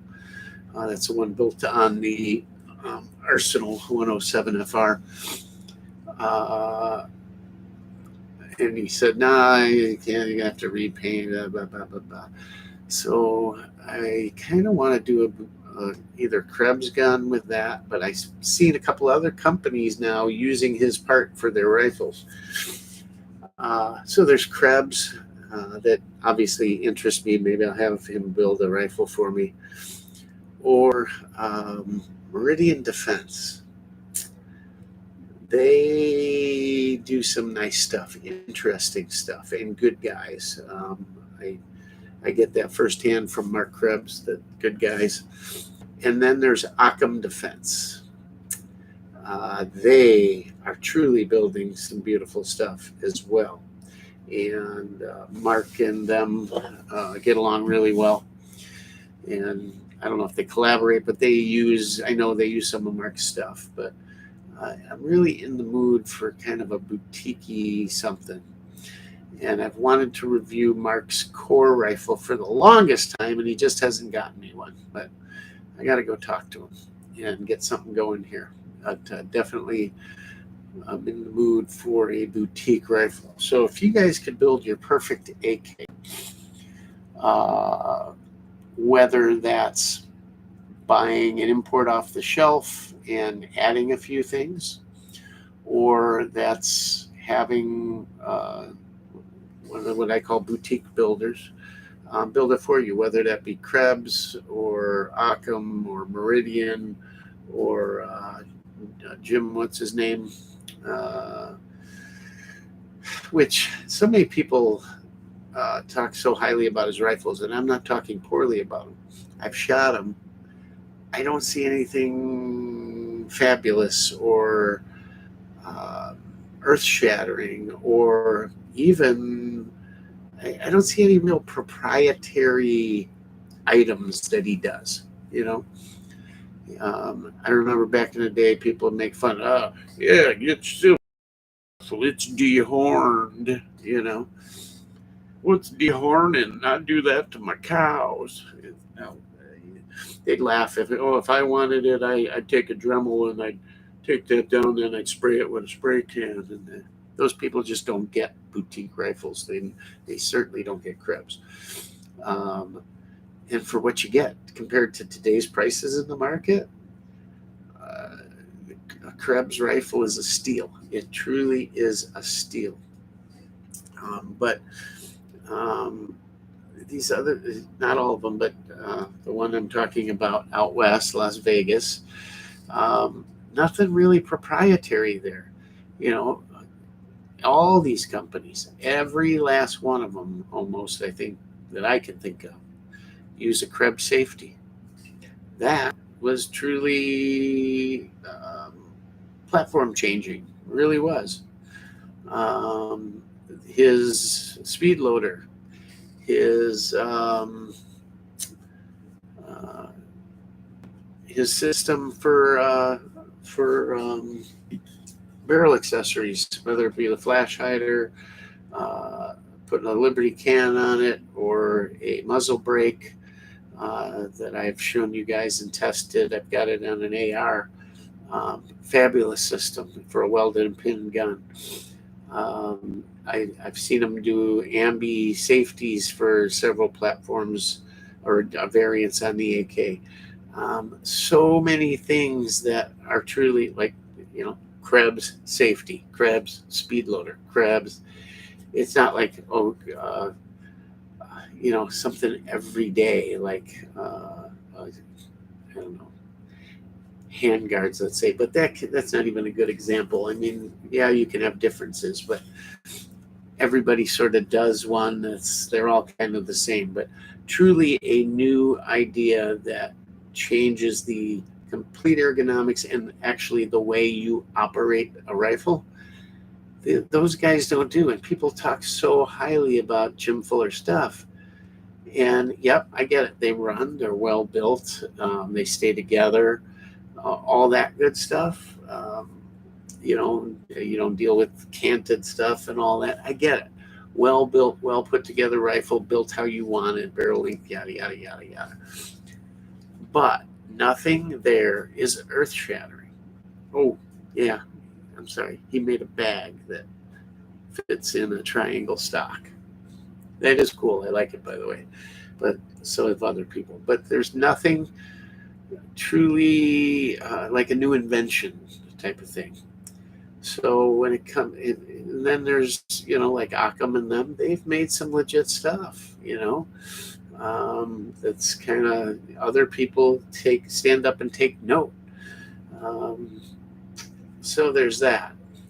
And I'd love to have Mark build another rifle, but by the same token, I want to branch out. I don't want to be this Krebs fanboy. And that's what people think. Oh, he's a Krebs fanboy. I absolutely am. But I love other stuff too. I just don't have the relationship with those guys. I'd love if they called me up or sent me an email and said, "Hey, Chris, Mr. Rockford Ordnance, Rock, whatever. We want you to try out a rifle for a few days, see what you think." And Mark could probably introduce me and all that, but I don't know. I always feel like I'm asked. I don't like to ask for things. I feel like I'm, no, like, I don't know. It's one thing if someone offers, another thing to ask. I don't know. And of course, I'm not that big influential channel. We are approaching 8,000.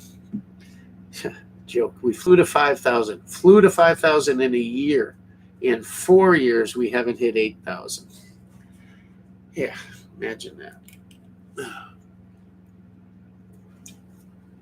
Yes, I realize we've cut back on the firearm videos and been relying on this pretty much. It's only because of this move and everything, and my son passing, but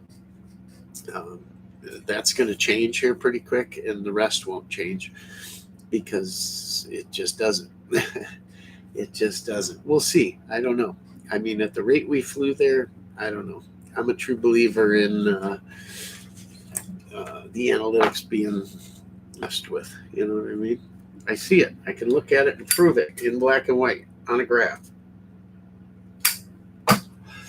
Anyhow, if you guys could build the perfect AK, what would you build? What barrel length? 7.62 by 39, by the way. I'd like to do a poll and see, okay, what's your favorite AK handguard? What's your favorite AK stock? What's your favorite way to mount an optic on an AK? You like Texas dogleg, Do you like some of the new stuff where they're mounting it to the rear sight block, where the rear sight would go? Do you like RS Regulate? Do you like an Arsenal mount? What do you like? Foldable stocks, telescoping stocks, AR style, a factory folder like an FR, 107R. Do you like underfolders? What would be your perfect AK if you could have one and it was a custom one for you? What would you like? Maybe you like an RPK. Whose favorite AK is an RPK? I love RPKs. We need to shoot ours more, but so much fun. The only problem with an RPK is you break it out, you set that bipod in the dirt, and you get behind it, and you got a 40 rounder, you got a drum in there, and you get behind and you're scoping it out like the battlefield. You know, you're going to lay down some covering fire, and you get up behind the rifle, and it looks so cool, and you go, boom, boom. And you're like, I got all this coolness, and it's just another semi-auto. That's the shame of it. That's the true shame. The NFA needs to go away and let us play, right? Getting back to Mark Krebs, he once told me that the best AK on the planet is an RPK in 5.45. He said, you haven't lived until you've run an RPK full auto in 5.45. That's his favorite rifle, as far as I know. He's told it to me. I hope he meant that like favorite. I think he did. He said it's just the perfect blend of everything, and just absolutely devastating, he said, because the recoil and just the round, and he said it's just fabulous. He loves it. So cool to hear that, you know. It's what's fun about hanging out with him on a random weekend and just shooting the shit. You go from Mark doesn't smoke anymore, wink wink, but he loves smoking. We go from, God, I love cigarettes, you know, he gets very passionate about anything he's talking about, to his favorite, you know, talking about that, to some other platform that the conversation just rolls to all these different things, and they're also interesting, and his mind is just filled with ideas on stuff. And I get the feeling that he's got so much bottled up here of ideas, things he wants to try and work on and this, but just doesn't have the time. And that's the shame of it, because I know there's so much genius up there just waiting to get out. And I don't know shit about guns, guys. I truly don't. In comparison to him, he goes on, and I think I know what I'm talking about, and I'm like, what? And I got to stop him and say, hold on, explain that to me. And he does, and I go, oh, okay, makes sense, or wow, all these years I've never heard of that, or whatever. Watching him, he had a friend in there working on a 1911 one day, and me and my buddy Fabrizio are just in there shooting the shit with Mark. And Fabrizio had an awesome rifle with him that day. This guy was in there. He's working on a 1911 he was building, and he was working on the trigger and the sear and whatnot, and brought it over. He said, Mark, what do you think of this? And Mark's messing with it. And he says, here, you want to take this angle here, and you want to work that just a couple swipes, not much, just when you think you didn't do enough, stop, and then go see him. And he's educating him on how to do this hand fitting operation. And I'm there lucky enough to be able to watch, look, listen, and learn for free, and to watch somebody that truly knows his craft just hand out this free advice. And that's an amazing thing. Some of you guys may not know it, but Mark was a 1911 Smith long before he was an AK Smith. That's what he was known for. 80s, 70s, even, that was the shit. If you wanted to be a well-known Smith, you were a 1911 guy, Mark was the gunsmith at a gun shop in Glenview, Illinois called the Marksman on Waukegan Road. They supplied a lot of police officers, but it was a great shop. The owner's name was Jimmy Arcus, I think. And it was there for a lot of years. And they had everything, from run-of-the-mill to whatever, but they had a lot of high-end stuff too. And I was lucky enough, my dad was either a good enough customer or just truly became friends with the owner. There was Jim Marcus and there was another guy who worked there. I can't remember his name. But I didn't know who Mark Krebs was at the time, and I was a kid, but he was the gunsmith, and I have this faint recollection of seeing Mark come out from the back when he worked there. And he was the 1911 guy. But what a cool gun shop that was, too. I don't know what kind of reputation they had. I was too young to know, but I know my dad did a lot of business there, got along with them for years and years and years, to the point where we would go on their private plane and we'd fly into Wisconsin and go shooting at a quarry outside Lake Geneva, Wisconsin, where we attracted a bunch of unwanted attention from local law enforcement.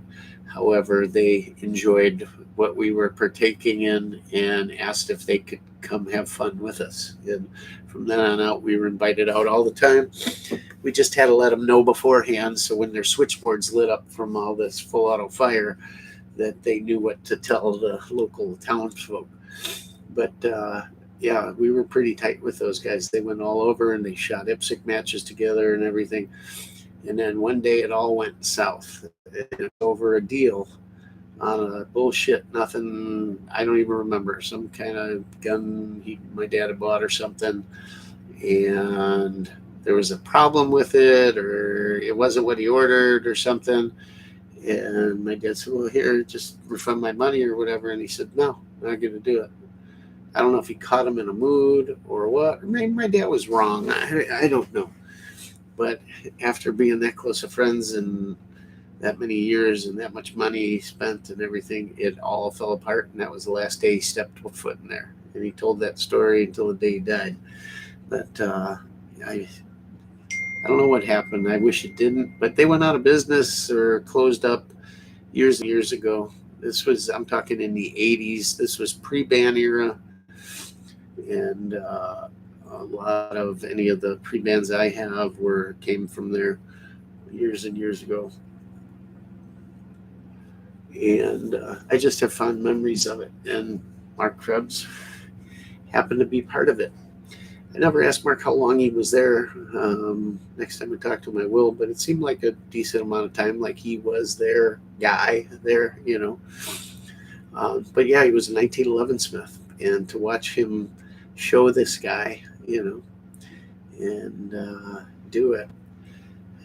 Maybe I should pull him out of 1911 retirement, huh? Maybe I'll bring one of my dad's custom 45s up there just to have him look at it and tell us and you in a video what he thinks of it. Because I've got a couple, I'm not into that kind of stuff, but my dad had a couple 45 competition guns that he spent quite a bit of money on, done by some very well-renowned custom shops of that day. I should bring them to Mark and say, here, Mark, here's my dad's thing. Tell me what you think of this. Was it done well? Yeah, I know he'll know these custom shops that did them. I think one was called Pistolero Pro Shop or something. I don't know. Not into that stuff, but it's a shame they took these beautiful original Colts and did their thing to them, because if they were in stock condition right now, they'd be worth a lot more than they are now. And I think all that custom work really brings down the value, I'm sure, on some of them, because they were, nice Colt Commanders and different stuff. I don't know. Don't know all that much about it, but it'd be nice to learn, and that'd be a great guy to learn it from. I'm sorry. I hate group text, mostly because I don't know how to stop them from dinging. How the hell do you do this, folks? Anybody know? Shut off the whatever. I gotta hide. Doesn't allow me to do anything. Anyhow. So tell me, guys, in the comments here, what would be your be all end all AK? How would you build it? Would it be something totally custom done, or would it be you buying a US made gun or an import and just doing the add-on stuff? I'd like to know. Let's check back in on the comments here. Seems like this got you guys talking a little bit. Let's see. Winchester must have announced this a bit ago. Know a guy that runs a shop that told me months ago they were going to stop civilian production. I had heard it a while back too, but then I guess it just took place the other day. I saw a few articles on it. So I don't know. Has anyone had any time on the new IWI Carmel rifle? Was looking at one at my LGS over the weekend. I don't know what that is, but that brings me to a point. So I said watching the evening news has been quite fun, because yesterday, or maybe even this morning, it's been on several times, but clips of the Israeli army soldiers moving through toward the border of Gaza, I guess. And for the longest time, I was seeing stuff along the lines of ARs and whatnot. And what did they happen to be carrying? But some beautiful IWIs. And it was cool to actually see them, with the military out there. Just cool. And I was showing my, look, honey, I got that rifle, although there's a little shorter. But yeah, it was neat to see them out there. That is such a wonderful, wonderful rifle. I just love it. Mine happens to be OD green. And I've got a Holosun 510C on it that works great. And for a bullpup design, once you get used to the manual of arms on it, it's really easy to reload, easy to operate, makes sense. Some stuff is right there with the AR, like the safety is same place, same operation. The mag thing is different, but if you learn to cradle it between your biceps and the grip and bring it into your workspace here, meaning right here in front of you, not reloading out here or whatever, but just simply tilting it in, and boom, it's such a fabulous rifle. It can be made ambidextrous, full left-handed operation in a few minutes time, where it's ejecting, left side. So it'll work extremely well for a left-handed shooter, where an AR, unless you go to like a Stag platform or somebody that offers a left-hand eject, the AR can, while it can be run, obviously, and there's plenty of left-handed shooters in our armed forces, but it's not optimal and it's not perfect, right? But this is just wonderful. I love the 95. It's just killer. It's so short, so handy, so fast, yet you don't overswing with it. Um, I don't know that I've ever had a malfunction with it. Um, it just runs. It's accurate as hell. Um, Great optics mounting on the rail. The front is essentially a quad rail when you take the covers off, and you can leave some on, take some off, mount whatever you need on there. Lights. You can put a bipod. You can put anything you want up there. Plenty of room and comfortable and just so well thought out. Mild recoil. And for a bullpup, I'll say it's the best stock trigger for a bullpup there is out there. Yeah, what a great rifle. What a great rifle.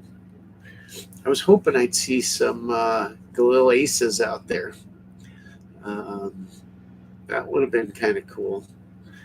But it was just cool to see all these bullpups, man. They looked like they were marching without a rifle, right? They had their packs on and all from behind. All you see was their arms. And all of a sudden, they came around the front, and there's the little bullpup sitting in there. If you want a short, easy to carry, something you can put in a bigger backpack, easily carry in your truck, have a rifle with you all the time, have a full 16-inch barrel for velocity and whatnot, but still have a compact size without having the hassle with the SBR thing and all, man, that is the way to go. The more I shoot that rifle, the more I like it. If I shot it more and got even more used to mag changes and whatnot, I almost think I'd like it better than an AR. I think it works so well in so many situations because you can have that full barrel, yet it's tiny. The package is just wonderful. The stock is comfortable. Everything about it, even the way it carries and balances. You can certainly super comfortable shoot it one-handed just because of the way it's balanced. They do make, there's a couple guys out there making, companies, not guys, making trigger kits for it. And you make them even better, but other than doing some very real precision work or something, I don't think you'll find the trigger horrible on it. Where most seem, as Brandon Herrera would say, a rusty bent coat hanger is a better solution. He did a video talking about bullpups and that, and I think he was talking about the Norinco, the bullpup AK Norinco put out back in the 80s. He did a video on one, and he says, yeah, I think they were looking at the design of a rusty coat hanger or something. I forget how he said it, but it was hilarious. It made me laugh. But yeah, there's another guy, guys, Brandon Herrera, his channel. I truly hated him when he came out. I even did a video trying to expose his AK on him. And he was he handled that situation well. That rifle was finished very nicely, but he wasn't building it at the time like he said he was. Anyhow, I just didn't like him at the time. It just seemed like, and at the time, I truly don't think he knew squat about AKs. Nothing. By the way, I remember a video about him. He was sanding. I forget what he was. He literally sandpaper on something on an AK. I forget what he was doing, but I'm like, oh my God. You get to tell he just didn't know terminology, didn't this, didn't that. But he came up to speed so fast. And obviously he's a hardworking guy, and he put everything into this, and he just dove in. And the great thing about it is, and if you don't like his humor, you don't like it, but I think the man is truly funny, truly hilarious. I love the different things he's come up with for his channel. I give him a ton of applause, and I think he's doing a great job. No matter what you think of him, he's outstanding. I think one of the best entertainment-wise. Certainly a guy willing to take risks and jump into huge projects. I can't imagine what he spent on the AK-50 project, which, by the way, is reality now. I mean, it's the way he did it and the way it's come out. There's been so much R&D and just true hard work put into this thing. It's not some pipe dream bullshit planned by some teenager. It's quite amazing. And some may say, well, it's not really an AK, but he's changed things to the point where, yeah, it kind of is, you know. It is more an AK than it is not. It's simply the size of some things that causes him to have to make some design changes that don't quite follow the path. But he's gone, even locking lugs and different things now that he's done to make it more AK-ish. And I can't wait till the final gun is done and out. And he's not that far away, I don't think. Certainly way closer than he was even a year or two ago.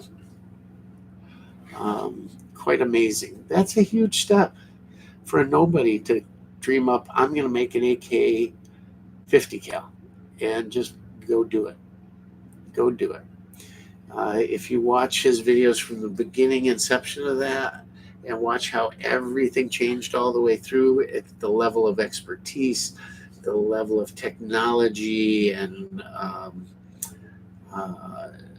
prototyping and everything that went all the way through with it, it's an incredible feat for such a young man, and to be such a star now in the AK community and the things he does humanitarian wise and everything just I've never met the man. I've never spoken to him. I'd love to meet him one day and just tell him truly how proud I am of him. But yeah, wow. He did what I sort of wanted to do with my channel and just never was able to. But you know, he dove in headlong and, you know, made it his career. And that was never my intention with the channel, but I'm proud of him. I envy him, and I find him extremely entertaining. And it's great to have somebody like that in this community. So if you've never seen his channel, I can't imagine you haven't. Go check it out and enjoy some of the stuff, the AK, even stuff like, oh God, the videos, the Darwin Awards videos are pretty funny. So much stuff is just good. Even his testing, different things. He got screwed over by a group of guys that he thought were guys that were going to support, were gun supporters and whatnot. And they had this robot dog thing, and it turns out they were anti-gunners kind of backstabbing them, playing a part. And he even handled that gracefully. If you've never seen that one, go watch it. There's so much over there. And a lot of it is very educational. A lot of it is funny. It's just such a great mix of everything. That's why I like the channel. You never know what you're going to get out of it. Yeah, it's awesome. So I don't know what got me on that. Just it's somebody I enjoy in the community. So let's see what else you guys are saying here. So what's this Carmel rifle from IWI? You have to take a look. Okay, look, I like the high power. Okay, if you ditch the mag safety, drop the SAO and make it DASA, double action, single action. I like single action only. I do. I hate double action guns. I just don't care for them. And you also shorten the hammer spur so I don't get bit. CZ75 is the ultimate DASA. I agree with you, Joe, there. Yes, if you like a double action, single action, by all means, the CZ. but I just don't. I don't know. How I like the Smith & Wesson 59 over the high power. Yeah, right.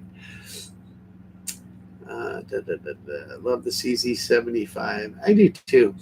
I've wanted to get one of the race guns, either the blue or the orange.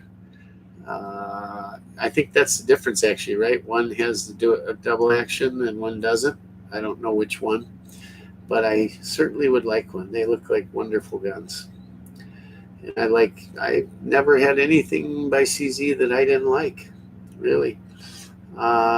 This conversation got me out of laying down to respond to this. You must know my triggers. I'm not a high power hater. I just absolutely dislike the air goes out. Yeah, I don't either, Joe, right? It seems like you should like it, right? Just if you see it laying on a table or sitting on a stand, like one of those ones where like a magazine slides into it and you put it on a stand, like for a 1911.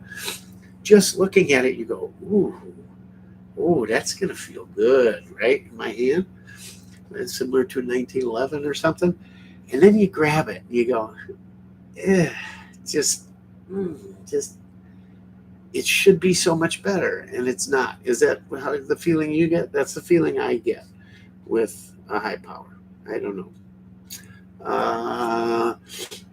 Hey guys, don't forget about super chat down here at the bottom. If you leave a comment and click a super chat, you can leave any amount you give to the channel, and it goes to help the channel bring you cool stuff. And we appreciate it, and we answer your comments quicker with the super chat. So feel free to do that if you so choose. It's a little $sign down there. You click on it, and you can throw some money toward the channel, and we appreciate it. We appreciate anything you do. We appreciate your comments, your likes, your subscriptions. We appreciate all of it, no matter what you can afford. We just enjoy the fact that you show up here and allow me to rattle. Or let's see, what's my favorite saying? Babbling incoherently. Yes, that's what I do every week. I babble incoherently right now for 2 hours. How's that grab you? Anyhow, we talk about what we want to talk about. If you like it, you like it. If you don't, see ya. There's other stuff. I get it. Bye. If not, hang out. We have a lot of fun. Let's see. Oh, here's a good one. So I got Joe off his ass. That's good. Hey, Rock, I saw some buddies taking me to Yellowstone Lake shooting range. None of us have ever been, but we were told it's a free place to shoot. You know anything about it? We should know. Archeo. Where is it at? Where is Yellowstone Lake? Are you saying it's in Wisconsin and I should know about it? If it is in Wisconsin, I don't know about it. If it isn't in Wisconsin, I don't know anything about it. Maybe tell me a little more or where it's at, and maybe it'll jog something, and I'll be able to help you. Wisconsin has some great public ranges. Further north you go, the better they get. There's one up in my area up north, way up north, almost to the UP. And it is run by the DNR. They don't have range masters on site or range officers on site. So it's just everybody doing the right thing, paying attention, calling people out for doing the wrong thing or the right thing. But I've never run into a range Nazi there or anything. And it's also run by the local Vietnam Veterans Association, and there's a donation box. And you just put a donation in, and they take care of everything. They clean it up. They put the target stands out. They mow the lawn. They they used to have outhouses. Now they have a permanent bathroom there. They take care of the parking lot and the shooting benches and all the stuff. And there's 100-yard rifle range. There's pistol range, archery range, shotgun, a place to pattern your shotguns and do, you could bring a clay thrower. Super nice setup. There's even mesh in between the shooting stations and the rifle range to keep your brass from going on your neighbor. They even have rifle rests they're cool. They're got a shape like for the rifle to sit in, but then they're like a pyramid. So there's the top one, then one too lower, and then too lower and too lower. Those are there. They chain them to it so nobody steals them. They put out target stands 25, 50, 75, 100. Huge dirt berm behind it, got to be 10 stories high. Always well kept and manicured. No garbage laying around. You can do what you want. Obviously, as long as you are safe. And frankly, I've never seen anyone out of line there. But with any range, if you see someone doing something wrong, you call it out. And if you're doing something wrong, expect to be called out, and don't be angry about it, But you can pick up brass. As long as you clean up your targets, you can pretty much bring anything. I've never been told I'm shooting too fast, too slow, none like that. Back around the Koffee, right before hunting season, there was a story in the paper up there that they were shutting it down because someone on an adjacent property, which is actually a gravel quarry on the other side of this ginormous berm and hill, it actually was probably part of a quarry at one time, the range, but this quarry that's operating behind it said somebody shot over this berm, and the bullet landed near them or hit a truck or something like that. And I knew immediately that it was a bullshit story, because if you aimed high enough to clear that backstop, that bullet would end up in the next county, not on the next property. There is no way ever, remotely, not at a stretch, in your wildest dream, by accident, there's no way it could have happened. No way. It was a made-up story by the DNR to shut it down during the Koffee, because they wanted nobody, either it was part of the overall shutting down, or they just didn't want anything revolving around our hobby going on back then, if you know what I mean. They did, however, because the public bitched enough, opened it up for 3 days before deer season for people to sight in rifles. So it was okay for that, but it wasn't okay to keep open. And there was a town meeting and with the DNR about it and everything, and they said the only way they were going to reopen is if there were range officers, and they can't afford range officers, and they were going to shut it down unless they had that. At the time, I told the local gun shop owner, because I wasn't going to be there for the meeting, that if to put my name up there, that I would actually drive, at that time, 300 miles roughly, once a week to put in a shift as a range officer. Every week I would do it. That's how much I cared about that range and how great I thought it was. And there were just as many people like me willing to do the same. And the meeting happened or didn't happen, and lo and behold, it never closed, and it remains the same to this day. It's a fabulous place. It's called the Kaywood Range, Caywood. It is north of a town called Minocqua and Woodruff and Arbor Vitae. It's between Minocqua and Manitowish Waters, Highway 51 north. It's hidden away. Don't spread it too far and wide. I probably just ruined it, actually, because I can always go there and find a place to shoot. And most times I'm by myself, unless it's a busy weekend. And it's fabulous. It's one of those few places left where you don't have to be supervised and told what to do, because you got jerks everywhere doing stupid shit. So don't be one of those jerks doing dumb stuff. There's a lot to be said. It's like the old fishing hole that guys keep a secret. Well, there's certain things like this that maybe I should keep a secret, but I feel that at least my fans should know about some of these places. So if you're ever traveling in northern Wisconsin, and you're near, you want to do a little shooting, check it out. It's an awesome, awesome place. Just don't spread it too much. Don't tell everybody, okay? um, yeah, I don't have enough viewers where nobody will care anyways, right? But yeah, what a great place. But Yellowstone, have not heard of it.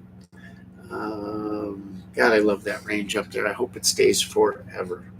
But like everything, when I first went up there 33 years ago, and I lived up there full time for a while, it literally was the edge sort of, I won't say wilderness, but damn close, right? Small town. We didn't have a Walmart. We didn't have nothing. I had to travel over an hour and a half maybe to get to a Walmart. We didn't have a DMV in town. They came up there a month, one day a month, to renew people's driver's licenses and stuff like that. High school closes down for deer season. What else? We had 2 grocery stores, both small local stores. Lots of bait shops. More places to buy gas, cigarettes, beer, and bullets than there were anything else. That's the great thing about those towns up north. You can get literally gas, beer, bullets, and bait all in the same place. And lunch, probably. All in the same place. Not just gas stations either. Yeah, a couple restaurants. It was a tourist area, but a fishing town. Snowmobiling in the winter. And now they built a Walmart originally. It was like a small Walmart. Now they've got a mega Walmart.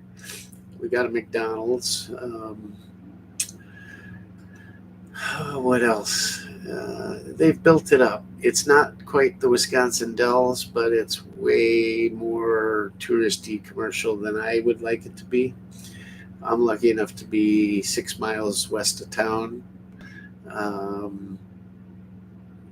but it still affects you. I just see, a typical weekend up there used to be a pickup truck pulling a boat or a snowmobile trailer, and now there's BMW convertibles flying around, a Ferrari here and there, Porsches, Range Rovers, that kind of shit. And I get it. Lakefront property is expensive, but yeah, it's time to go further north. At some point, we run out of up north, right? Because God forbid you go too far up north, cross that border, and now you're in no man's land again.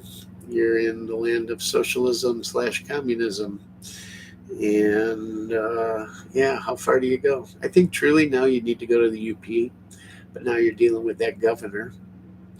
But I don't think she gets up that far. See, eventually you go so far north that normal people don't exist anymore because it's too cold, summer's too short, there's too many mosquitoes, too few places to shop and eat, and you actually have to rely on yourself.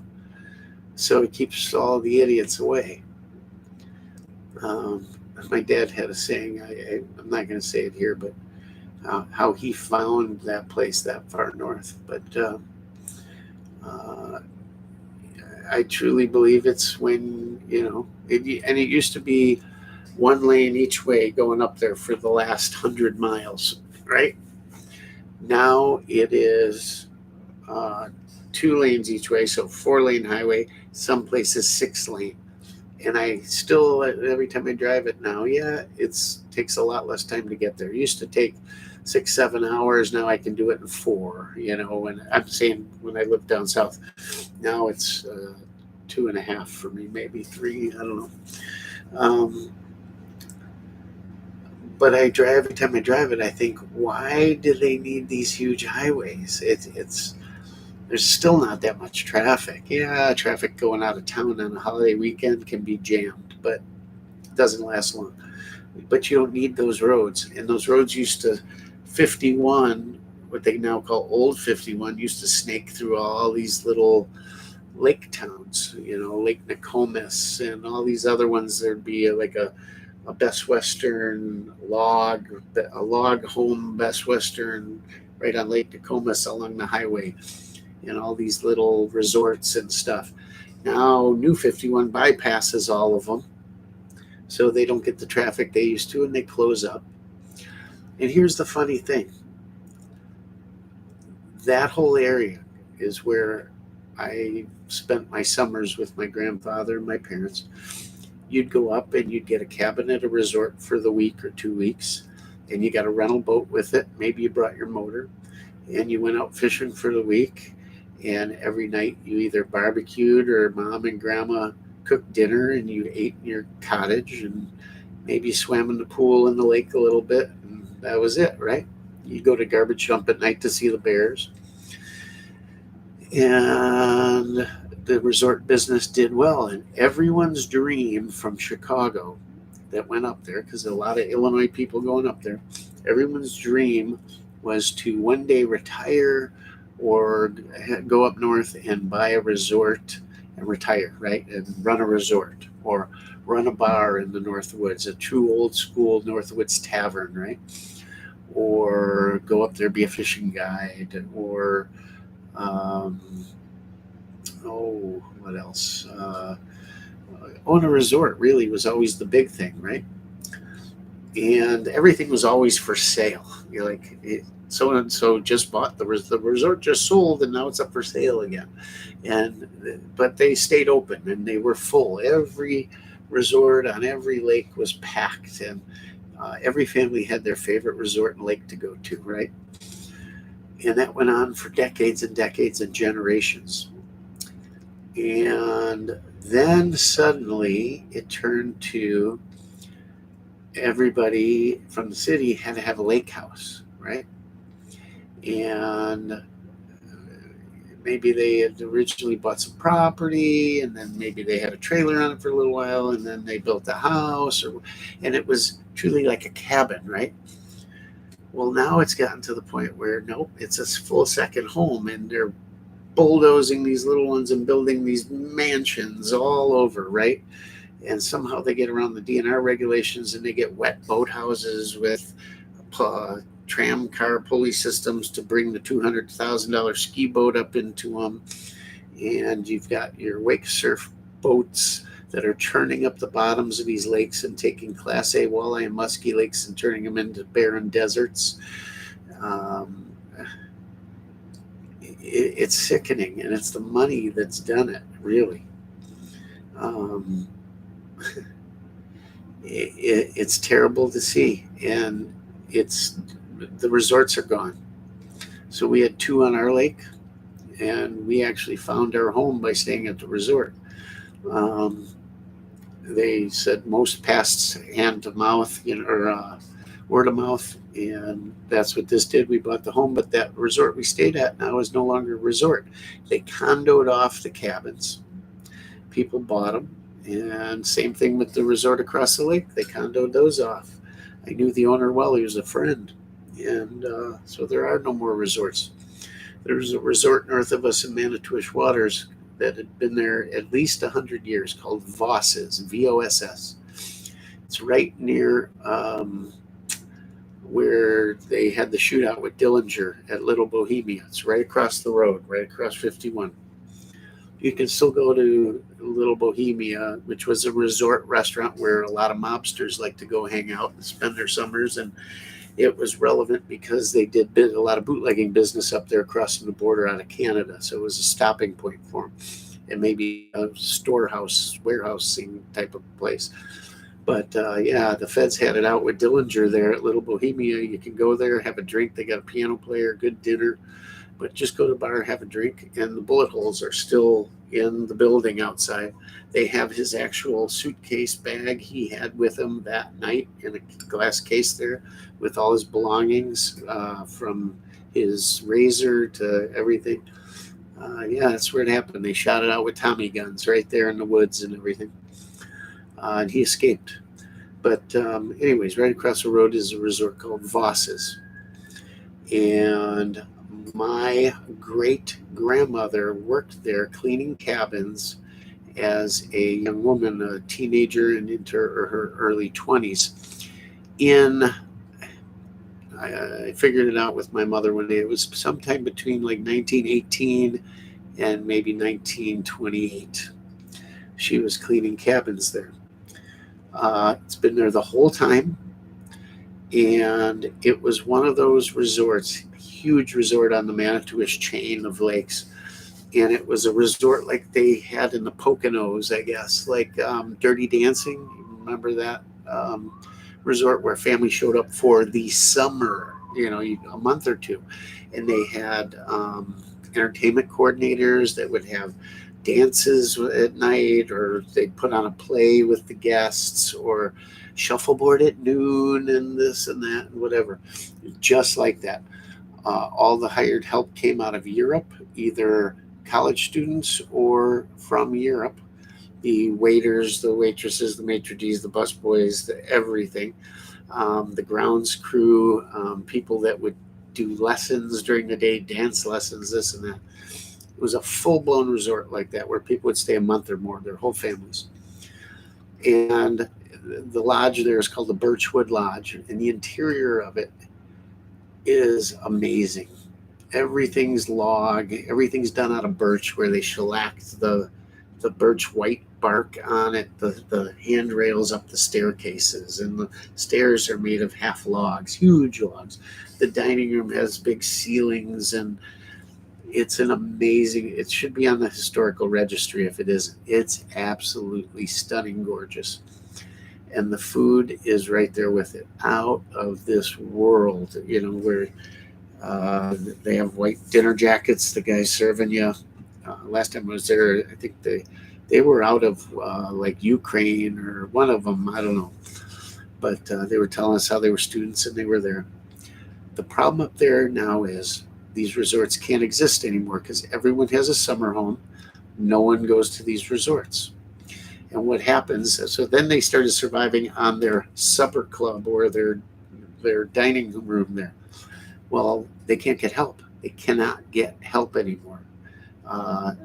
Bosses shut down 2 summers in a row from lack of help. They couldn't get any. And I knew that was the beginning of the end. The owner, who is now the original owner's granddaughter, they ran into tax problems when it transferred generations, where they couldn't afford to pay the tax on when mom and dad passed. And they got through that somehow. And then COVID and all the rest of it killed it. And now it's been shut. I'll bet it's never going to reopen. I know it's been shut at least 4 years now. Every time I try to go to dinner there, you can't. But my bottom line is all these resorts are gone because everyone now owns a home. The restaurants can't find help. The best restaurants in the world have been shutting down one after another. There were 10 or so restaurants within a 50-mile radius that any one of them was the most fabulous dinner you've ever had in your life. Classic supper club dinners. French onion soup, Caesar salad made at the table, seafood, steaks, chops, wonderful desserts, wonderful cocktails, piano players, gorgeous dining rooms. You felt like you were in the North Woods, and it was wonderful. Out of the 10 or 15 that existed 30 plus years ago that I had been going to up until, I bet the majority have closed in the last 5 to 7 years, or the families have just aged out and couldn't find a buyer and just closed down.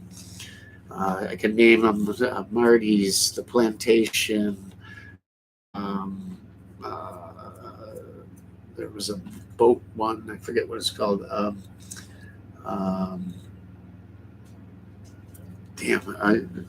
Just a ton of them are gone. There's 1 or 2 left. A couple that survived, change hands, are nowhere near as good. And why? Because the people own these summer homes, and now they don't go out to eat. They cook at the house because they're paying a second mortgage. They can't afford that. Then there's the ultra rich up there. Liz Taylor spent her honeymoon up there. 7 Up Corporation had its mansion there. Carson Peary Scott, I think it was Mrs. Peary, had a home across the lake from us. The next lake over from us, the Florsheims lived there, Florsheim Road. Bosaki's was the other restaurant up there, bar on the lake.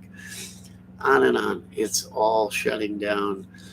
It's becoming cheesier as far as the shops go and that type of thing.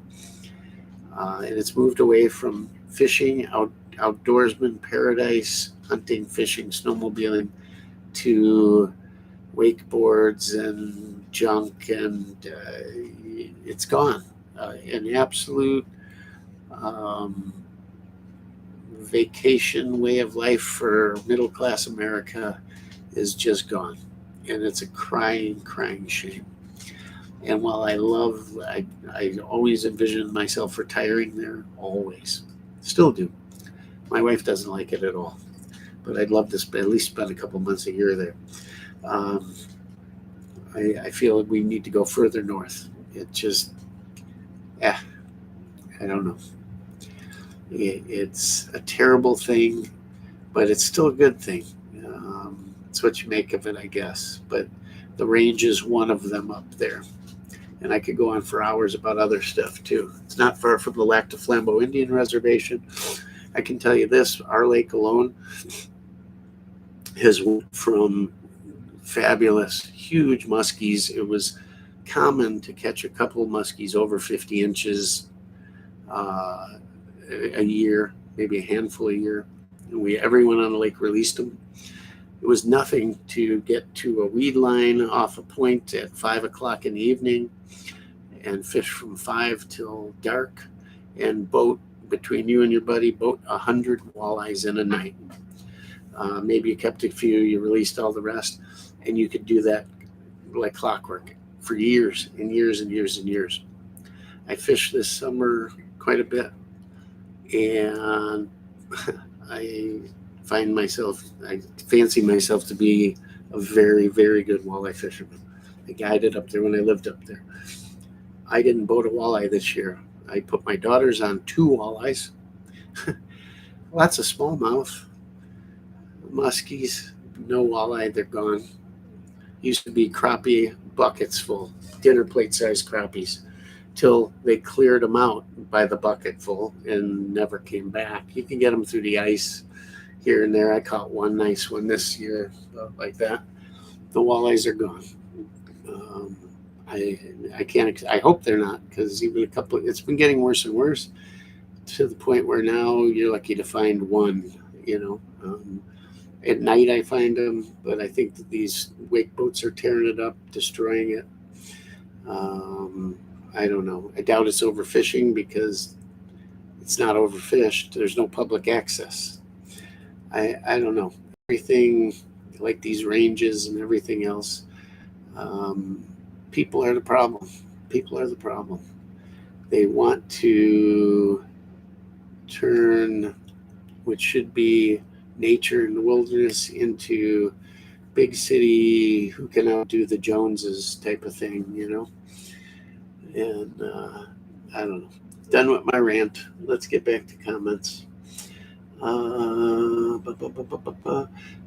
See, I don't like sweet drinks. I just have like blackberry brandy, cheap stuff. They're not sweet. So a brandy old fashioned, when you order it sweet, is simply you muddle half an orange slice with a teaspoon of sugar, and you muddle it with the wood muddler. Add your ice, shot of brandy, a little bit of 7-Up, and bitters. That's it. The 7-Up is the sweet part, is what they say. It's not overly sweet at all. It's wonderful. Done the right way, but you got to hand muddle it. Oh, and cherries. You put cherries in there. Done the right way, it's great. Perfect AK for my K. Perfect AK for my money. What K? The 54539, as close as I can get to the real complete. That K with Bakelite. That is awesome. I love mine, Joe. Put that stupid, because it was rare, the Arsenal flashlight handguard on it. That's got to come off. It needs either the wood or bake. But and of course now with the brace rule, my brace is gone, and it's kind of useless unless I SBR it. So I don't know, but yeah, what a wonderful gun. Love to build one from an original kit, but the kits are $2,500 now. Fuller got his status, I think, not because his work is earth-shattering. It was because at the time he was the only one able to be 100% built well and run, right? Yeah, I agree. I agree. No canted sights and all that. But yeah, there were no like original mod or modifications or parts. He just took a quality kit and put it together the right way, and it lasted and it ran. You are absolutely right. He now does advertise. Well, it's not him anymore, is it really? He advertises dehorning. He actually uses the same word that Krebs does and whatnot in the finish. You could do the classes there and all. Like I said, he doesn't build a bad rifle. He builds a great rifle by all reports. I just don't think there's anything original there. Although you could say he was the original, one of the originals, doing it right and doing it well. How's that sound? You're right. You hit it on the head. Great job identifying that. Archeal. I still don't know how to pronounce it. Archeal. And he's told me a couple times, but I don't. If we do an NFA, a dream gun for me is an M2 carbine in 30 carbine with all the bells and whistles. I think I love my M1 carbine. That is the handiest, nicest little rifle there is. I could only imagine an M2 would be awesome. When you say with all the bells and whistles, Joe, what are you talking about? Like they didn't make much. What, the flash hider, whatever else the government came up with late for that gun, late in the war. Yeah, but great gun. I love shooting mine. I don't think I've ever done a video on it. Would you guys like to see a video? I've got the cool little mag pouch on the stock, you know. I've got some original 30 round mags for it. I've got some still in the brown paper with the rubber caps on them and everything. Still in the grease. I've got a whole 30 cal ammo can full of them. And it runs great. Such a nice little gun. What's your thoughts about running a red dot on the gas block of your AK? Ultimac rail looks good, but I could never bring myself to mount a $200-300 more optic on a hot gas block. Early on, there were reports of burning out optics, but now when you say $200 to $300, you know, those were always the cheaper ones that were burning out, like maybe a Primary Arms or Holosun along those lines, or even cheaper, because I've never had a problem. I, from day one, have been a big Primary Arms guy. I love their scopes.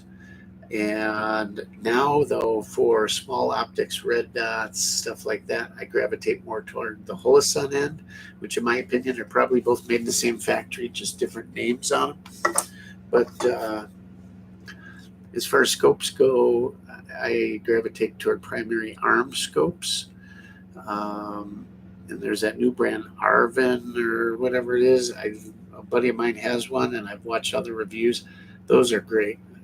I might give them a call and see if they want me to do a review on one, because I like those scopes a lot. But to me, it was even cheaper than the Primary Arms at the time.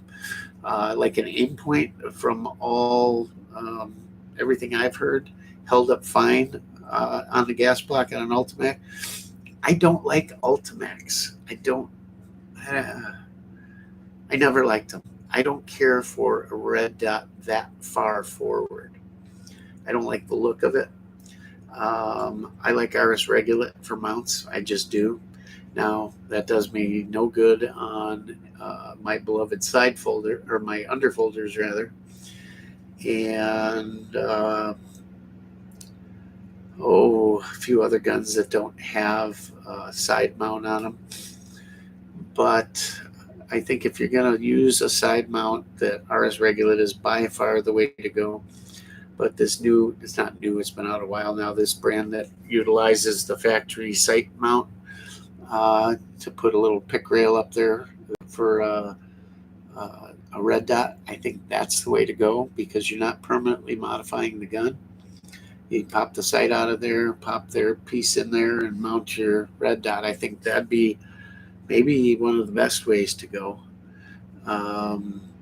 Or the RS Regulate if you don't want the bulk of the, or I'm sorry, in the where the sight leaf goes, if you don't want the bulk of the RS Regulate or any other side mount.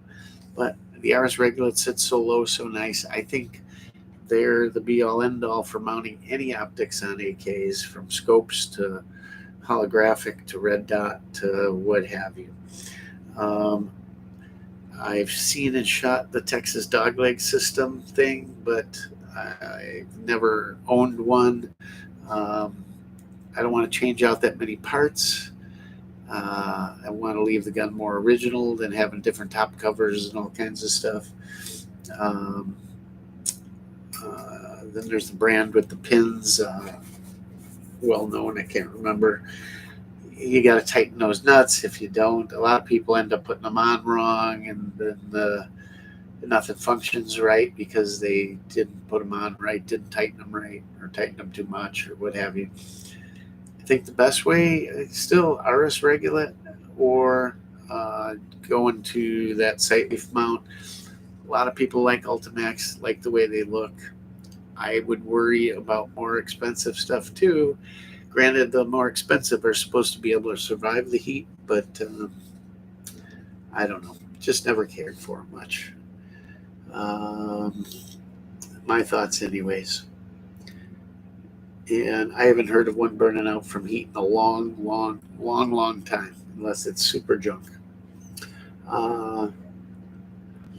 This week I've run a Primary Arms Advanced Microdot on one of my AKs for a few years now, maybe around 1,500 rounds. At this point, so far, no problems whatsoever, and I've gotten it pretty hot a few times. So Archeo's running it on the Ultimac and no problems. And Primary Arms. Primary Arms are great stuff for the money, guys. Hard to beat. I like their push button one, not the knob. The advanced he's talking about with the push buttons. Fabulous. It's got the auto on and auto off and all of that. They're great and hard to beat the money. Personally, I only will own import AKs. A couple of my custom Romy builds are really cool. Old battle pickups, liquid dongs. One I own looks like it was dug out of a nuclear waste dump. Cool. Yeah, I like imports too. I don't own an American AK. Not to say I wouldn't. I don't have the need when I have imports, you know.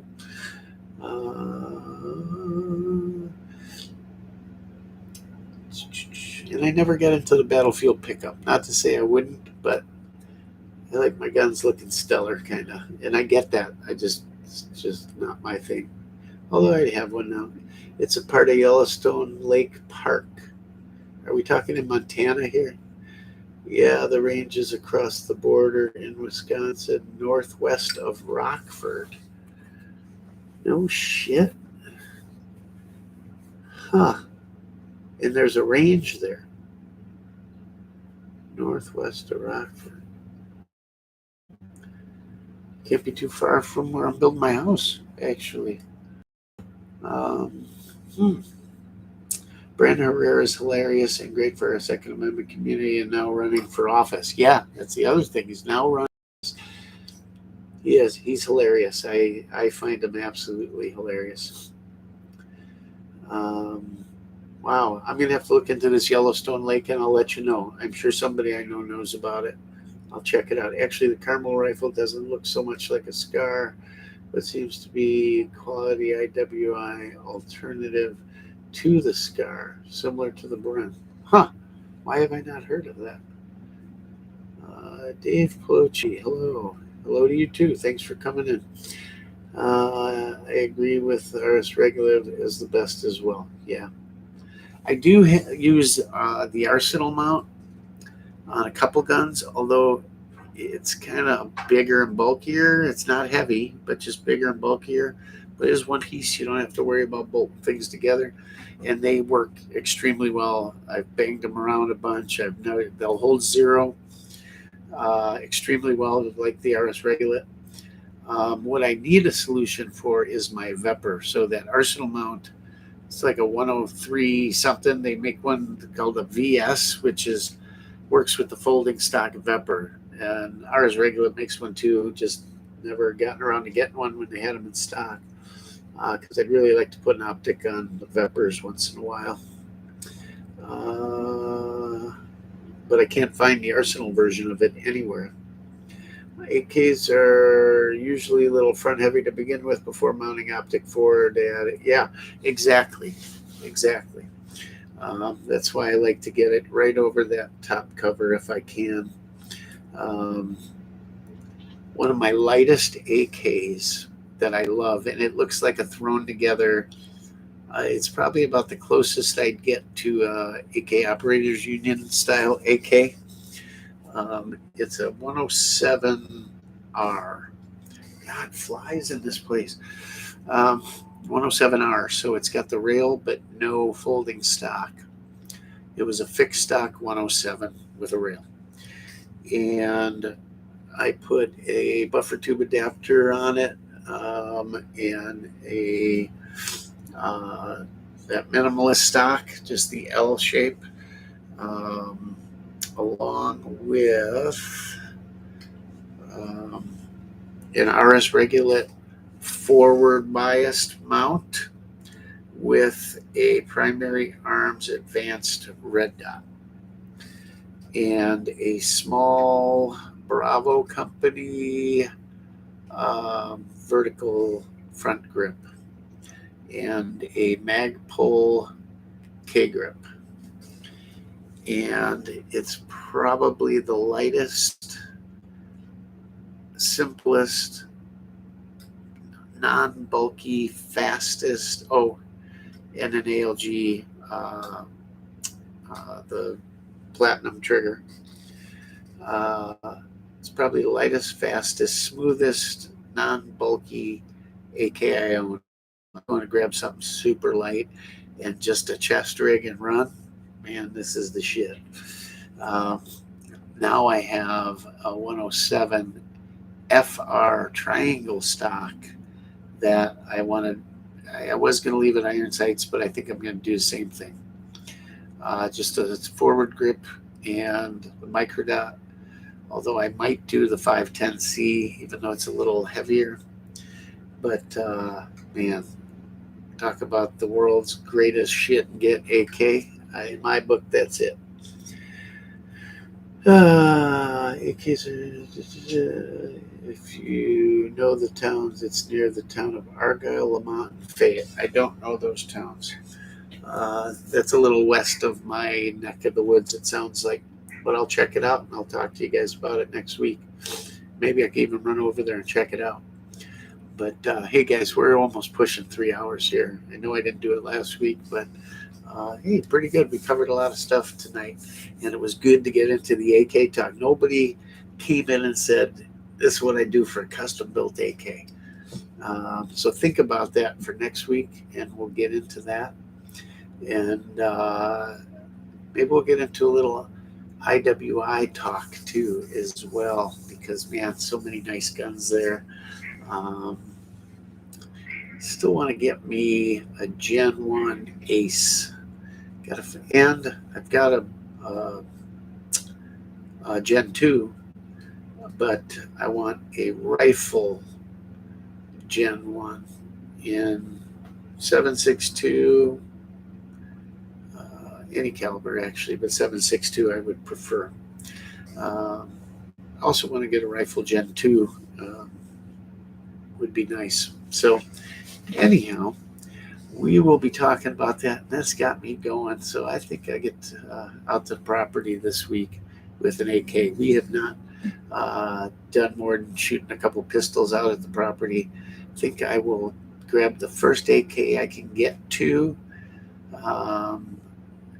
In storage, I got to move about 8 tons of furniture and different stuff. But the first one I can grab is and a case of ammo, and I'm gonna go to the property and light it up.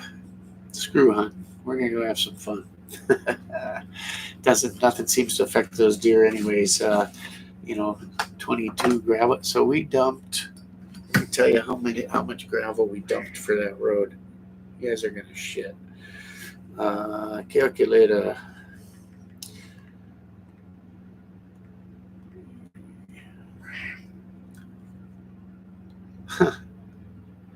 We dumped just about 1,800 tons of stone, 1,760 tons of gravel.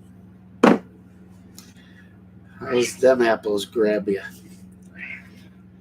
Now maybe you get the magnitude of that road. I mean, insane. 760, 1,800, 1,800 tons of gravel. And we're not done. We still got another 3-inch on later.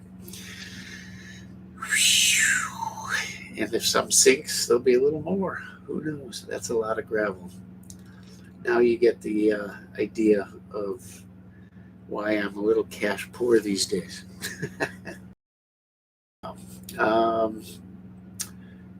Next week, pole building and the building of the shop, which will, what I wanted to encompass is our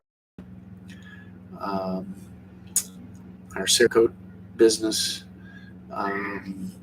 some other things we're going to do along with it, FFL from the standpoint of gunsmithing, maybe a full FFL later, I don't know, but definitely the Cerakoting and just whatever, set it up for business and personal storage and shop.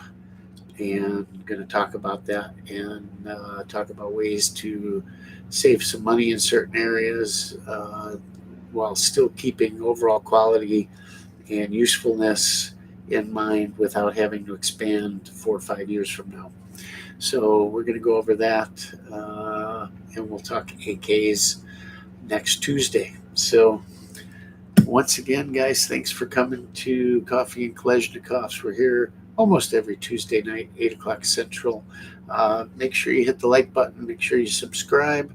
If you can, throw us a super chat down there. We would appreciate it. Helps the channel.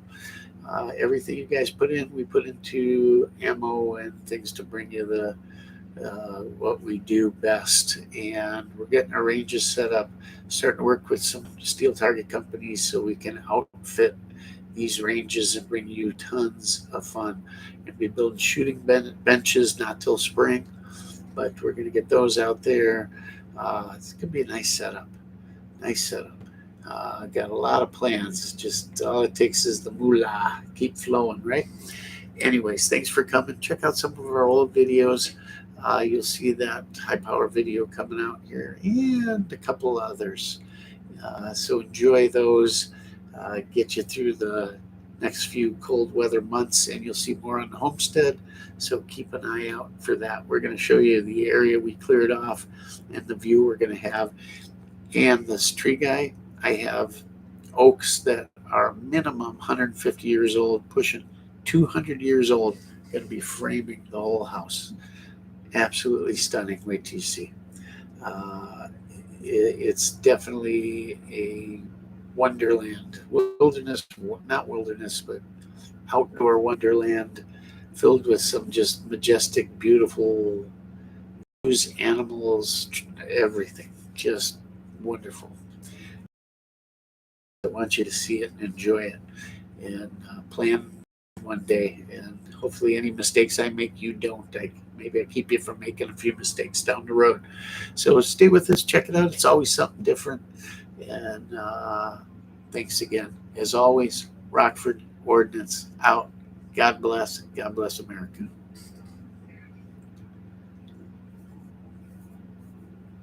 Good night.